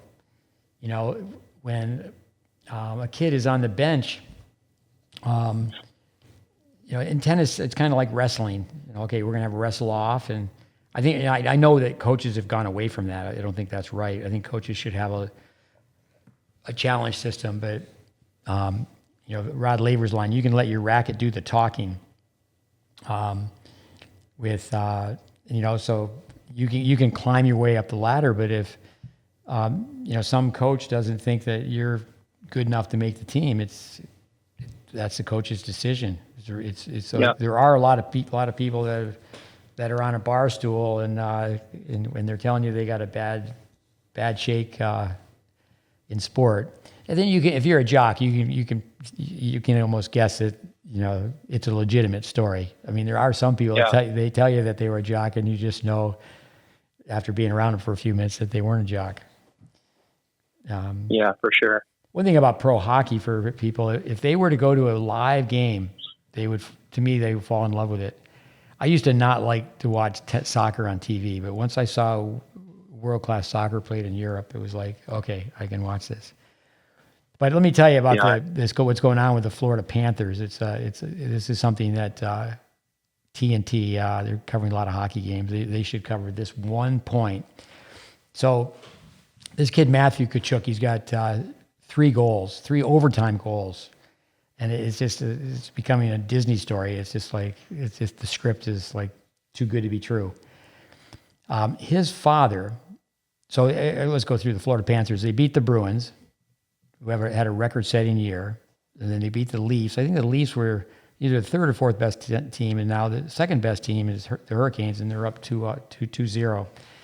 So Keith Tkachuk, father of Matthew Tkachuk, and you can't forget his mother. I mean, she's from Winnipeg, and so like people from Minnesota, you use the word hardy. So my oldest brother, he drafted Keith Tkachuk. He's playing for BU. And my brother used to like to draft people that were afraid of their mom. Now, so for our tennis audience, hang in there. Roger Federer was afraid of his mother. She's an Afrikaner, and you are going to ship up or shape out.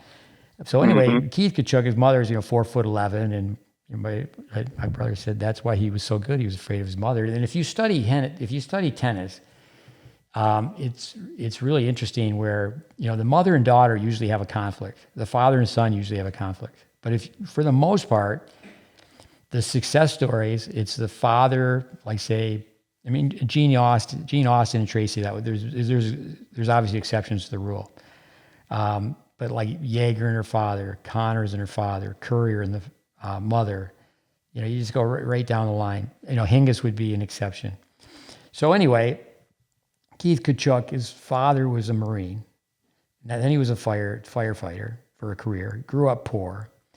And So he was on talk radio, a national radio covering hockey, and the Florida Panthers were on their way not to make the playoffs.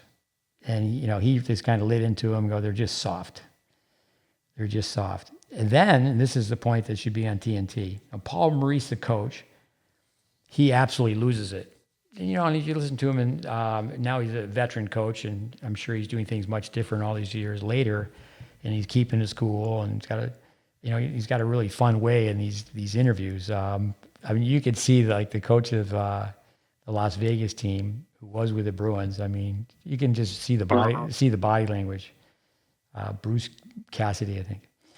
But anyway, Paul Maurice goes bonkers. He's just, you could just, if you can read lips, it's F this and F that. And he just goes on a long, long rant. And hockey players, when the coach, they platoon, they're only out there 45 seconds and they shorten it as the game speeds up or the length of the game, like overtime. But the players look straight ahead and the coach is behind them. But in this situation, Matthew Tkachuk, this is what should be on TNT. So the coach is going crazy, screaming, yelling, swearing, and all the players are looking straight ahead.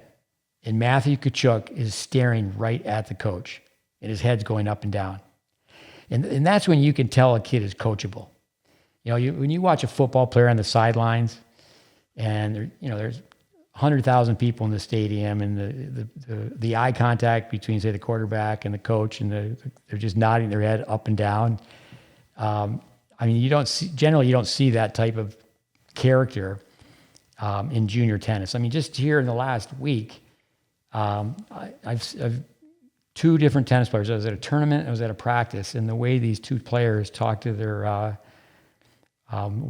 father and their mother respectfully is just, that shouldn't happen. They just should not be that entitled, that empowered. But that's a hockey story for you. That it's like when somebody's on fire, stop, drop, and roll. And I think when parents or coach or teacher in school, whatever, it should be stop, look, and listen. And I've had kids hug your racket, stop, stand still. But coming back to the Moscow, Minneapolis question is it a business or a sport?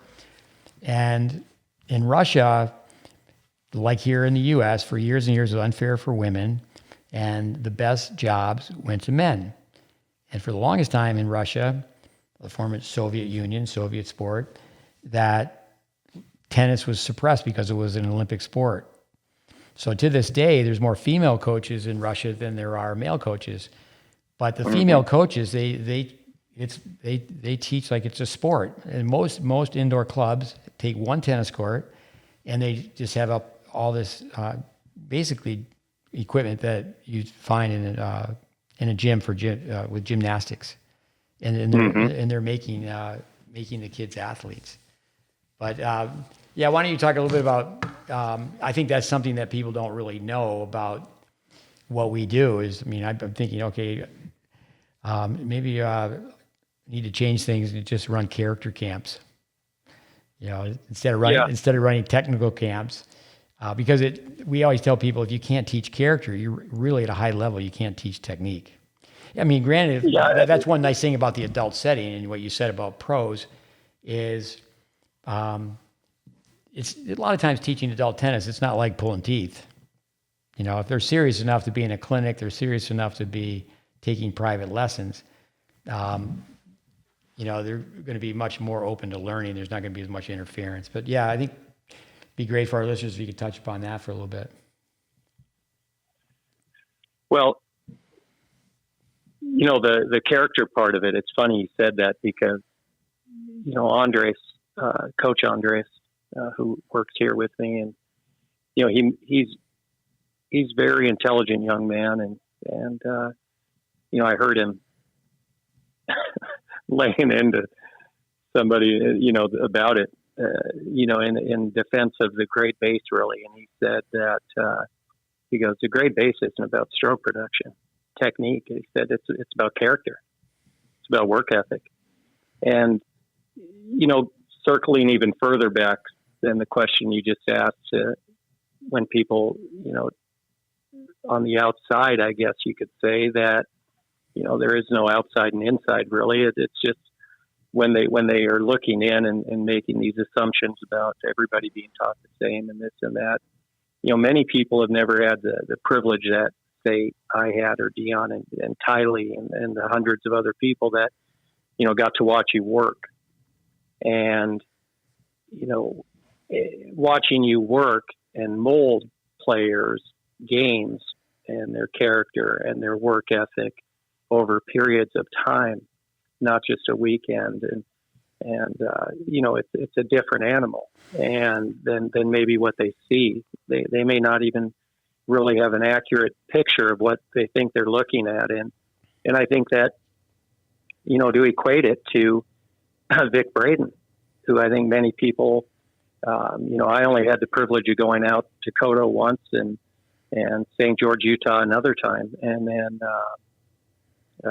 you must have saw him. You must have been with him in Tyler, Texas, a time or two. Yeah, there. And then I think you and I were here in Dallas when he came through for that weekend, and was kind enough to come out and do a clinic here at Brookhaven again during the NCAA's, the Rolex. So yeah, I mean, but the average person that had actually no exposure to him, their perception of him isn't going to show his brilliance, in my opinion. And say that again. Their perception of him, if they maybe only get to read a book about him or watch a video of him, I don't think they're going to get to understand his brilliance at the same level as, living around it, being around it. And it's almost like learning a language. I mean, you can learn Spanish in high school or any time in your life in a classroom and that, but immersing yourself completely in a culture is certainly the most effective way to round out your ability to develop that skill. And I think that, you can't learn to teach tennis at all if you're not teaching tennis. And I mean, to me, the character that it takes to become a tennis player or a tennis coach, I mean, they're totally intertwined. They're not separate. It takes hours and hours and hours when no one's watching of effort to be able to develop the skill sets, and you can't teach enough tennis if you want to become a great teacher or coach, and you can't play enough tennis if you want to become a great player. And I mean, there's just not enough time in the day, and it's not about having the hours of the program. It's what, you've always said, program plus. I mean, it's a phrase we use constantly around here. It is a test of character, and without the parental support from a player's end, you almost have no chance. I mean, there are kids here I know that fear me way worse than they do their own parents, and they're definitely on best behavior with me, and they aren't that way. And I think to some degree many kids are. I mean, when we'd go as parents, Jenna and I, to our parent-teacher conferences, and they'd say, so many things about our kids, and we, that weren't really reflecting what we maybe saw at home, but all positives from that end. And then we saw more of the negative aspects of the behavior. But I think that the character of the player, as I looked around at a boys level 2 14s this weekend, I mean, I was really proud of a lot of the things that I saw, the players that were representing us in our club. And then there were things that, I felt like putting an opposing club's t-shirt on, a couple of things, because I didn't want to have any association with it. And so, I don't know. I think that, you stop that stuff around your own dinner table as a parent. I mean, and if you don't, it's not gonna end. I mean, a coach can help you as a parent to get rid of that, but and they may be on their best behavior with us if they have a little fear of God in us, but but it's going to come to the surface. It's in there, and reforming character, behavior modification is I think, much more difficult than changing a grip. Yeah, Because in a lot of ways, it has to do with the breaking of denial. You have to break denial. Go ahead. Sorry. I was just going to say, in a lot of ways, it's one and the same. I mean, it's adaptive behavior. I mean, you're doing this and you got to do that.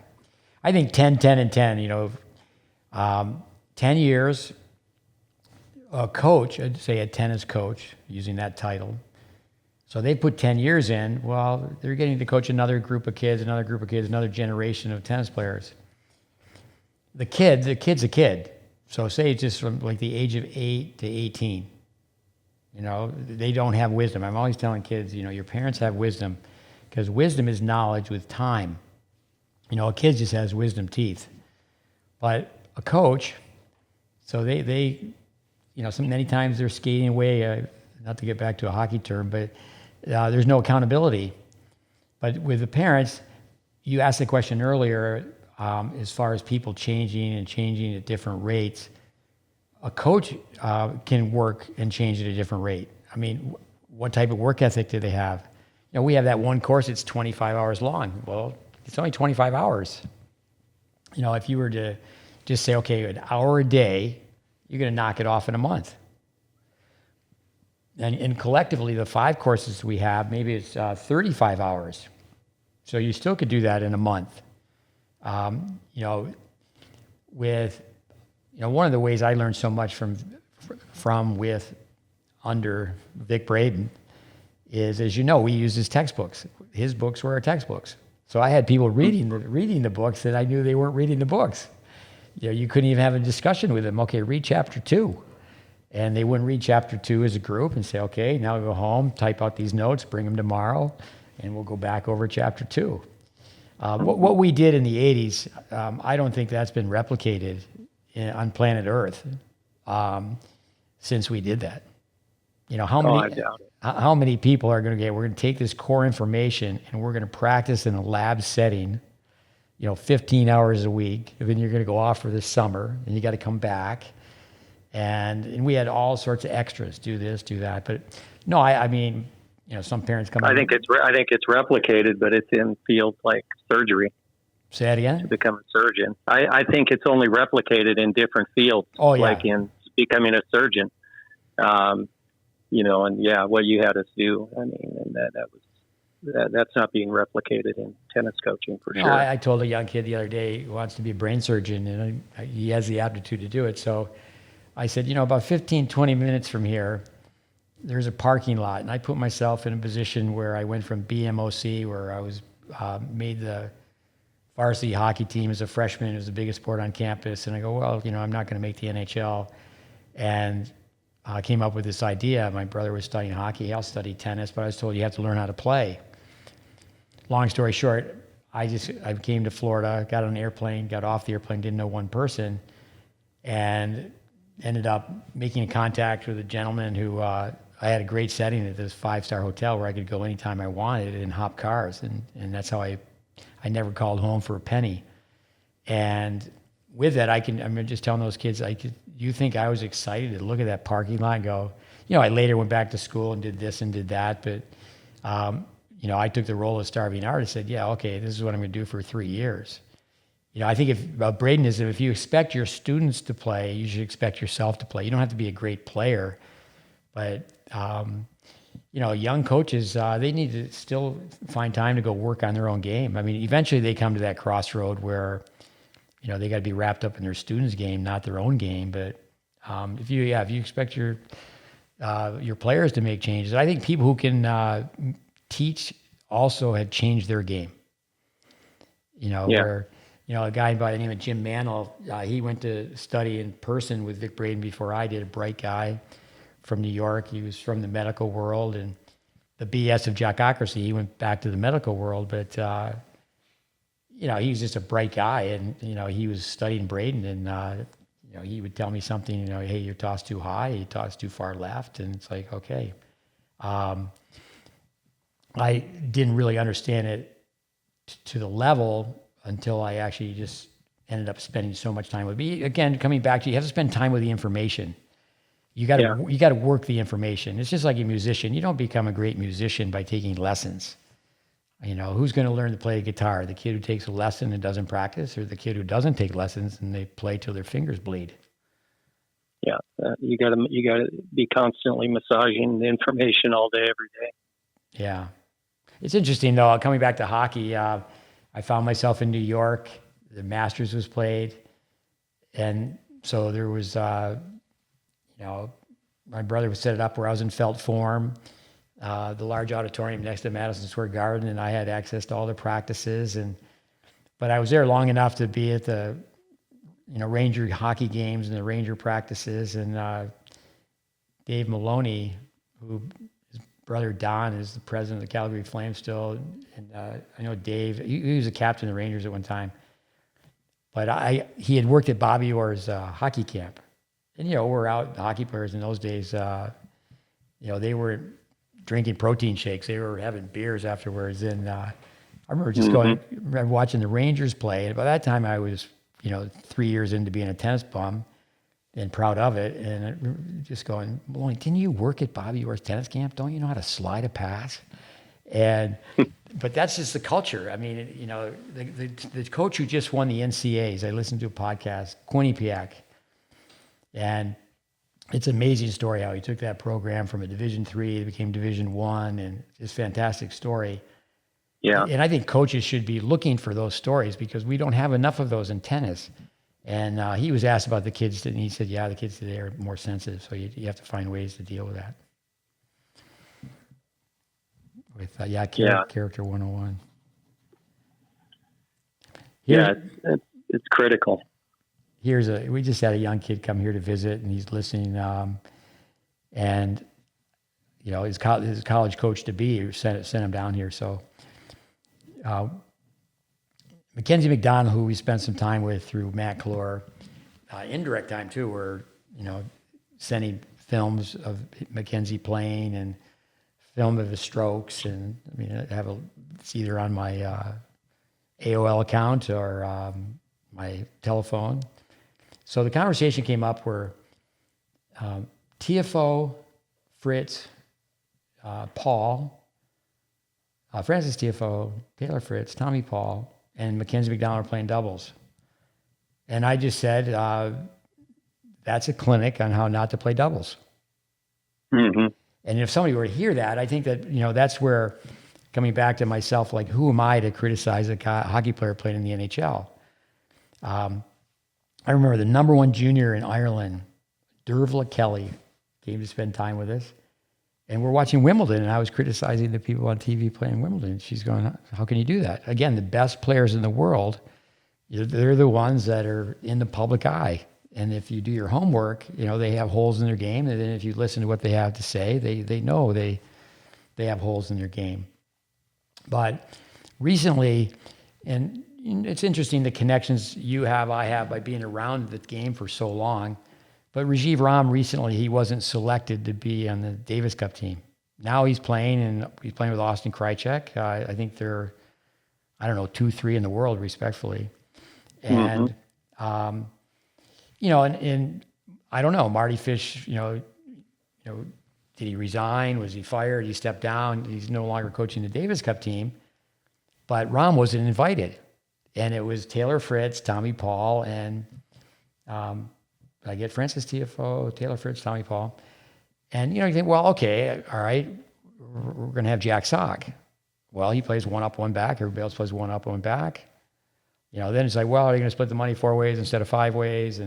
But right to the highest level of tennis, to have an American who's ranked 1, 2 in the world, and he's not even selected to play Davis Cup. Yeah. I always tell kids in tennis, I said, it's okay for tennis to be crazy, but you can't be crazy. Yeah. And, the people that you train, they have a BS detector. They can watch someone teach tennis or someone says something to them, and that puts them in a really awkward position. We have to train players. So, hey, you're going to go to this college, play for this coach. He's great with this, that, and the other thing. But, they're going to tell you to do this on the forehand. And, then how do you deal with that? That's where I think kids have to have the capability. Hey, can I meet with you one-on-one? Let me tell you what I'm trying to do. Hey, my junior coach can show you film. This is where my forehand was. This is where my forehand is now. Raven Clausen, who I know you've met, he's been at your place, and the better you become. I mean, Matt Clore traveled so much with Mackenzie McDonald for so long, and he said it's just crazy.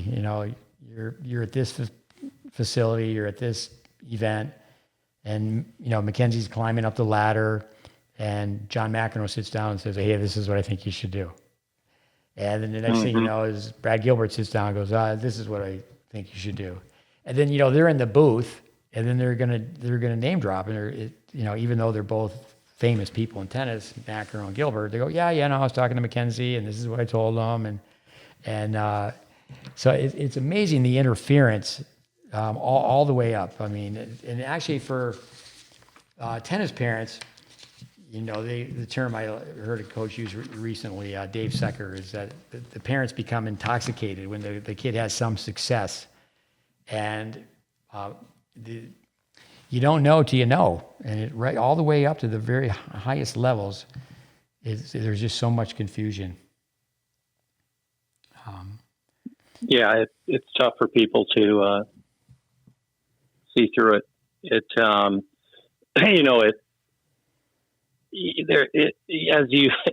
I always try to prepare people you can tell they're headed on a path where they're going to start breaking through. And I try to, long in advance when it's going to come, just to get them to be able to discern things that are really valid, really pertinent, and see through the fog. And, I just think back, it's probably been 20 years or longer than that this one kid who kind of grew up right inside the system, the environment, and he ended up semis of the Orange Bowl in 12s. And the Orange Bowl was a solid tournament back then for sure. And it's longer than 20 years ago. And I remember right outside the court I'm always on, telling his parents, I said, "Hey, I said this has to happen, or this may never happen again. This result may never repeat itself." And the dad, literally, you could have heard him all over the facility yelling at me. But I was just kind of warning him because their boy was big.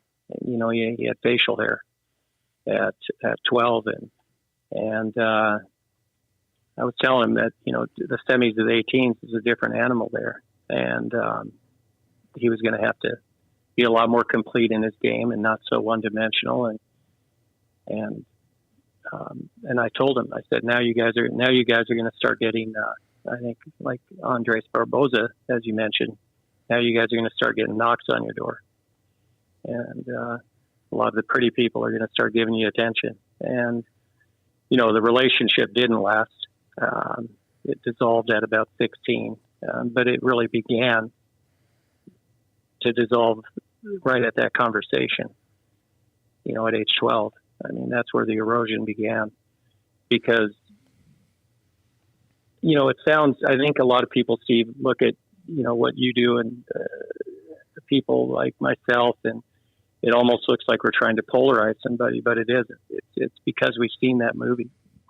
We have seen that movie, and although their ending might be slightly different, the ending that we see isn't where we want it to go, and we want to help them get down the road to the best possible spot, and we want the movie to end in the best possible manner.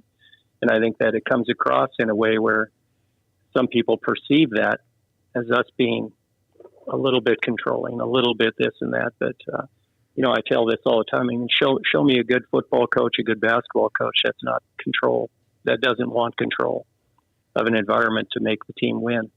You have to have it.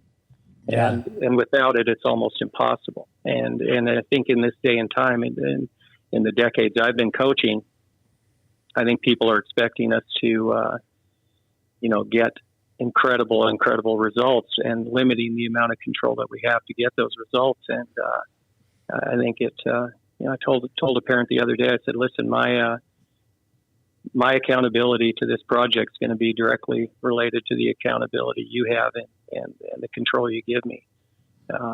Otherwise, I mean, I'm not a miracle worker." And I think that it's confusing for people. And there's just so much. Tennis has just become so much of a big business. Youth sport in general has become such a big business, and there's people that sound similar to the naked ears that people hear with, and I think there's people that certainly are way more palatable to the average parent and family. I love it. Go ahead. Go ahead. Well, I was going to say I go on my long walks, and Dave Fish, I know he calls it talk radio, and before there was no podcast. Now there's, I just recently read 2.5 million. Well, it was so long ago, maybe it's up to 3 million podcasts. But I'd love to read more or learn more about the character of tennis and the backstory. But let me say a few things to follow up on what you just said. Is that the Eddie Herr, for example, in the Orange Bowl, in the 12s and 14s, it's a USTA tournament. In the 16s and 18s, it's an ITF. So in that sense, the Eddie Herr is really not as international as people think it is. But I remember one time going to the Orange Bowl and being very excited to go back and watch Wielander play, and he wasn't there. I mean, he was a teenage sensation, and he didn't need to be at the Orange Bowl. But what happens with a lot of really top 12-year-olds, and you and I don't have a crystal ball, but I would tell people, based on our background with core information, that our crystal ball is a little clearer than most. And parents don't realize that there's so many really good 12-year-olds that you just know they're going to play bottom of the lineup on a college team. And we used to say this, and that's not the case so much anymore because one-back tennis is ruling the game, is that kid is going to be not even considered to play doubles. They're just going to play bottom of the lineup. And then a lot of parents don't realize is that college coaches will plug you in at 6, and you're at 6. They're not, we junior coaches are trying to make everybody a number 1. College coaches want to win. They want to keep their job. So they recruit a guy and they go, okay, this guy, his game, he's going to be a great counterattacker, and he's got no offense, and he's played 10 years of baseline tennis. He's going to do really well, get a high GPA, and study accounting or engineering or whatever. And here's a phrase: your best tennis is possibly behind you. Yeah. But that's where you got, it just seems like, can we sit down with somebody and say, let me tell you that, look at this film and look at these stats and how your kid's playing. Your best tennis is probably behind you. This ties in with what you said about an athletic director. That's where the top football coaches at the top universities, the AD works for them. That's I don't know if that's still the rule, but it was that way for a long time, where I'll be your head coach, but I'm not working for the AD. The AD is working for me. That's just interesting. As I mentioned earlier, a group of us were at Tennis Memphis, a nonprofit, and I had a self-motive going out there. I mean, I did meet with Andy Andrews before I went. He was the incoming president of the USTA. But unfortunately, his daughter was very sad. She was a victim to cancer, and then she eventually passed away. So he declined to be president of the USTA. But, one of my friends made that happen, and he said, hey, if you go to Memphis, I'll put money on the table for you to make what needs to happen, which would be when you work with underprivileged kids for years and years. I mean, that's really what our content is. Our content is free instruction. Like we've had free clinics or the dollar clinic. And, but with that, it's pretty easy to give a free clinic. It's not so easy to take underprivileged kids to tournaments. Okay, we got to provide transportation. We got to provide accommodations. We got to provide food. But what happened in Memphis is they lost a tournament. The tournament went, and it was a famous traditional, it was on the calendar forever, the Memphis tournament. Men, women, sometimes both. I'd have to go through that. But it was, everybody knew Memphis. And they lost a tournament. So the facility, now I understand it's townhouses. So the university and the city have built a $20 million facility. And at one point with... Jennifer Roberts was first the women's coach. She made it happen where Craig Tiley went in after her, and he was the director of instruction. And then then he became the interim coach, and the rest is history. He did an amazing job where they went from obscurity to winning the national championship.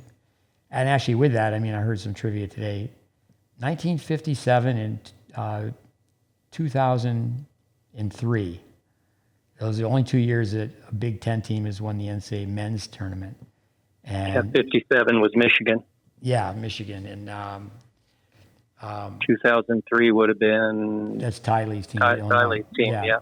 But so Memphis, they have, it should really become a tennis learning center, just like what we tried to do at Tyler Junior College.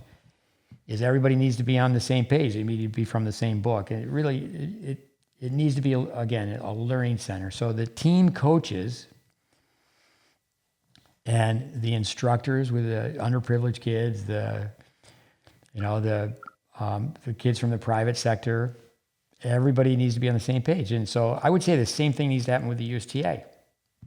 For 3 years, we talk about, this I guess would come under RAP, and RANT.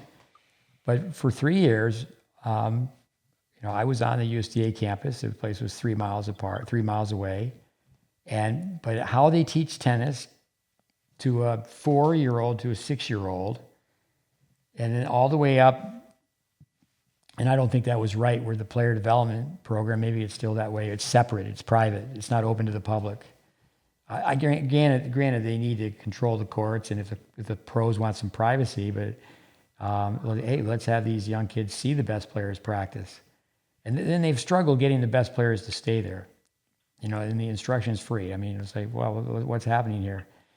But everybody should be on the same page, and it really comes down to that Bradenism. The dimensions of the court and physical laws dictate stroke production. No coach's theory or any whatever. Like, let me say it. Can you say it? I just fumbled and stumbled here. A Bradenism. No coach's opinion dictates how to hit the tennis ball. Yeah.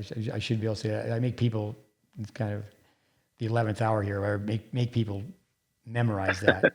And that's a commandment. Okay, you need to learn that. And it's like, okay, we're all going to be on the same page. Go ahead. Yeah, and I think it ties into that. It's like I could picture somebody hearing what we're saying there and thinking, there we go, teaching everybody the same. If somebody has a flaw, they have a flaw. And, if you can statistically analyze it and you can document it and validate the flaw on video that matches up with the statistics, it is what it is. And, I was always fascinated when I got to live with, Jenna's parents back when I was in Tyler, and Craig and I were going to UT Tyler, working for you, making millions of dollars as your interns. And then he went on to work for EDS, and he brought home information on change in the business culture. And I'll never forget. This is your father-in-law. Yeah, my father-in-law. He's a very smart guy.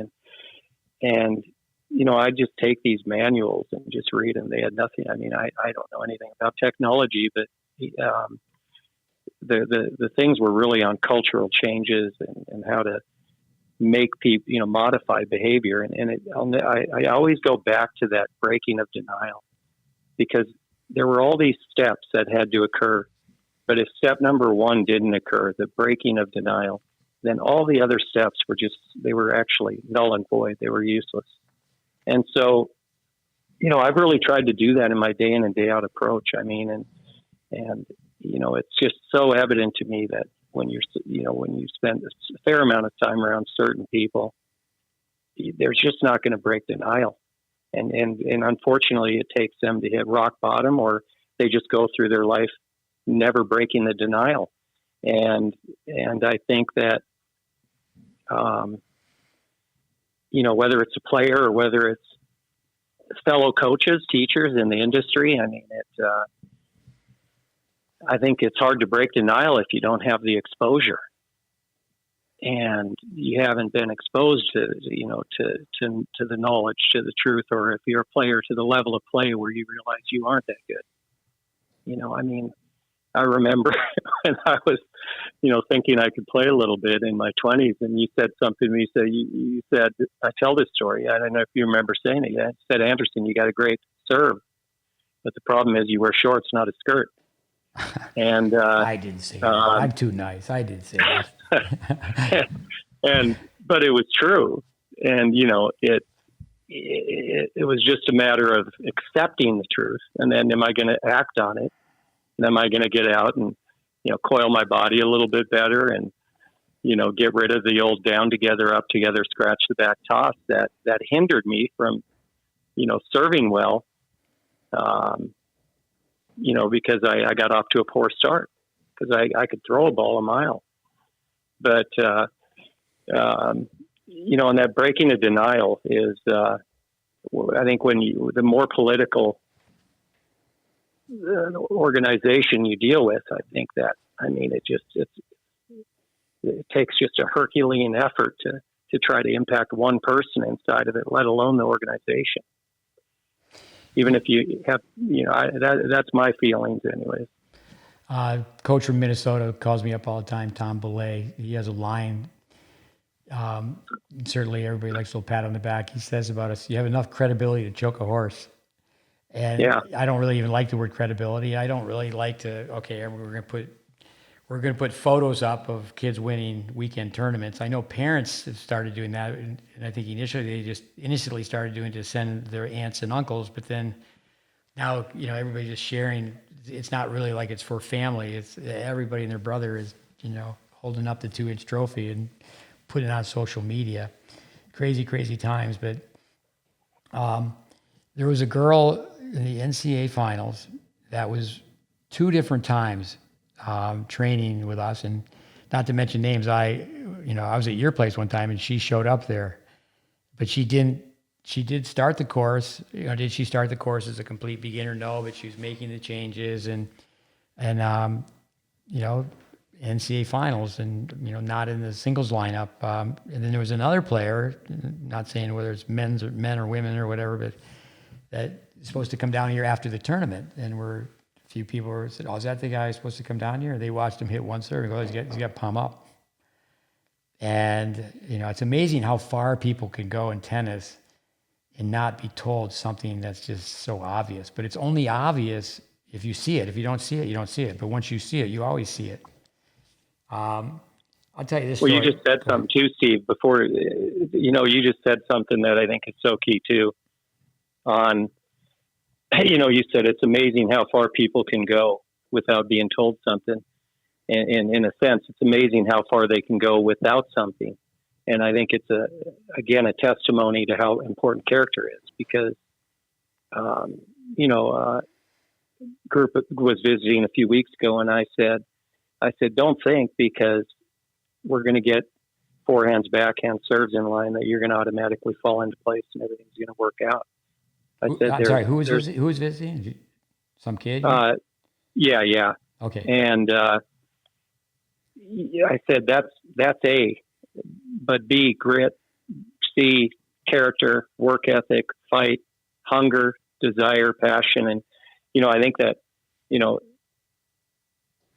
going back to that kind of thing and what Coach Andreas here said, that people that really understand the GreatBase, that have lived it either through, like I was fortunate with you or Coach Andreas and his wife here. It's a character. It's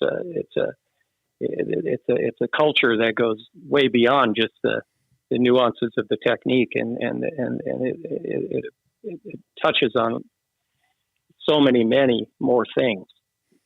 And I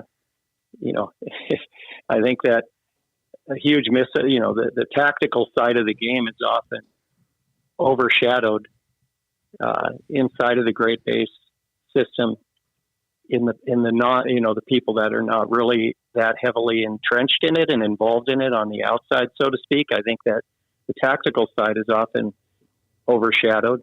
I think the mental components are often overshadowed, even though, the credit is given to Dr. Lair and others. And, but I think it's overshadowed because people just haven't delved into it. You used to always tell us as young tennis teachers, don't critique anything about an organization until you've been a part of it and lived it.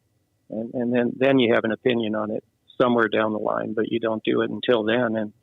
And I think that, that's good advice for anybody listening that's never really dipped their toes in this water. No, I tell people 1 year minimum, you go someplace to work, go a year before you even engage in a conversation to criticize. You're not in position. I think it takes people a year to figure out, okay, I'll tell you, what's going on here. The crazy world we're in. There's a kid that, came from South America, landed here, and family had some tough times, so helped him out a few years ago, and gave him access to the program and tried to help him best we could. And he's playing college tennis now at a small D2 program, and came back and asked me for a job this summer. And last year I turned him down. I thought he was a little bit arrogant and forgot his roots a little bit. And this year I accepted it. And the first day, upon arriving back, he hasn't gainfully started employment yet. He told me he'd like to meet with me for a few minutes because he has a lot of thoughts and ideas on how to make the academy better and make the program better and this and this and this. And I love Coach Andreas for so many reasons. And, I told this kid, I said, well, let me give you a real world. I said, I have a minute, but if you want to access my time, I said, come today between 5:30 or tomorrow between 5:30 or 6:30 a.m. I said, if you can't do that, I said, write a email to me and have it on my computer by tonight at 5 p.m. and I'll look at your ideas and I'll go from there. Coach Andreas, I forwarded him the email, and he said he sent back a pretty strong email because the kid is from his home country in Venezuela, and he said you should have written 2 words, thank you. Oh, that's good. Moneyball, the movie or the book Moneyball, it's something like this, paraphrasing. It's amazing. I played the sport my whole life, and I know so little about it. That really applies to tennis. And tennis, everyone's heard me say, when Crummy plays Crummy, or who wins, Crummy wins, but they don't know they're Crummy. But, there's just so many things that people agree upon. Okay, we're going to come out of the starting blocks this way. Okay, this is the way we stand at the follow line. Okay, this is the stance we're swinging at a baseball bat. But tennis, it's just loosey-goosey. Here's a story for you. We got to wind this down. But, I think rap, rip and rant. We should just say, okay, let's go back because people want us to do that. Okay, let's just go over the volley again. Let's go over the forehand again. So paint the picture here, tell a story. Matt Clore, who his father taught him to hit the ball really well, but he made some changes for sure within what we do. And he still to this day, he's getting close to 40. He hits the ball really well. Actually, Ben Shelton, Matt's at the University of Florida now, and Ben Shelton made a comment. No one on this campus has ever hit a ball better than Matt Clore. I think that it'd be a very good match if Ben Shelton had to serve underhand. But anyway, so Matt, his young daughter, it's not like tennis has been everything to her, but she's been taught to hit the ball really well. You toss balls to her underhand, and people that have any eye for tennis, even if they don't really know the nuts and bolts, they'll go, okay. It's like people don't know the nuts and bolts of why Roger Federer was so good. We have a short video clip on that. So anyway, the guy who's in charge of the TENS with the USTA, he's really impressed with how Matt's daughter's hitting the ball. And he started talking to Matt. He goes, I'd like to really talk to you about it. And Matt had he just mentioned briefly the GreatBase. And he goes, well, I've heard a lot of negative things about that.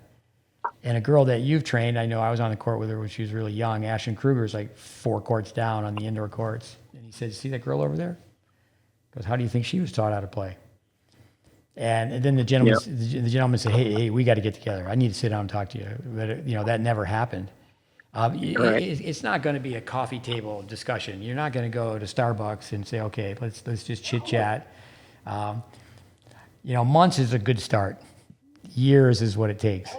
But people can, start on page 1. I mean, with we have that course, Tennis Intelligence Applied, and that's what we're trying to do, is just really carry the torch from tennis teachers from the past, because, it's like, say, with Braden, for example, what do the incoming tennis teachers know about, the not just the science, but the application, and what Braden did for the game. I mean, it's just going to be forgotten. Yeah, you got to bleed tennis. I like that. We'll end on that one. You got to bleed tennis. I like the line where people say they have no blood in the game. And tennis is a very, very difficult sport. And the mistake we're making is it's way, way too easy to become a tennis teacher. It just doesn't match up. Very easy to become a tennis teacher, but very, very difficult to become a tennis player. But yeah, let's do this more often. A rap, a rip, and a rant, and we'll cover the other hours. I'm ready. But all the best, and we'll follow up. But thanks for your time. Appreciate it. I know people got a lot out of it. Steve. All right, adios. All right. Bye. Have a good night. Yeah. Okay. Thank you, David Anderson. Podcast. This is probably a lengthy one, I'm going to guess. And I know if the podcasts are 3 hours, and crazy enough, we have people talk about bleed tennis, as they've told us, don't shorten the format. So we're staying with the diehards, and you listen to 10 minutes here, 10 minutes there, and we always say tennis treasure chest. And I think Dave Anderson certainly added some pearls of wisdom, some golden nuggets to a tennis treasure chest. So we got to shut up. So I'll say shut up to myself. Steve, shut up. And thanks for listening. Till next time, adios amigos.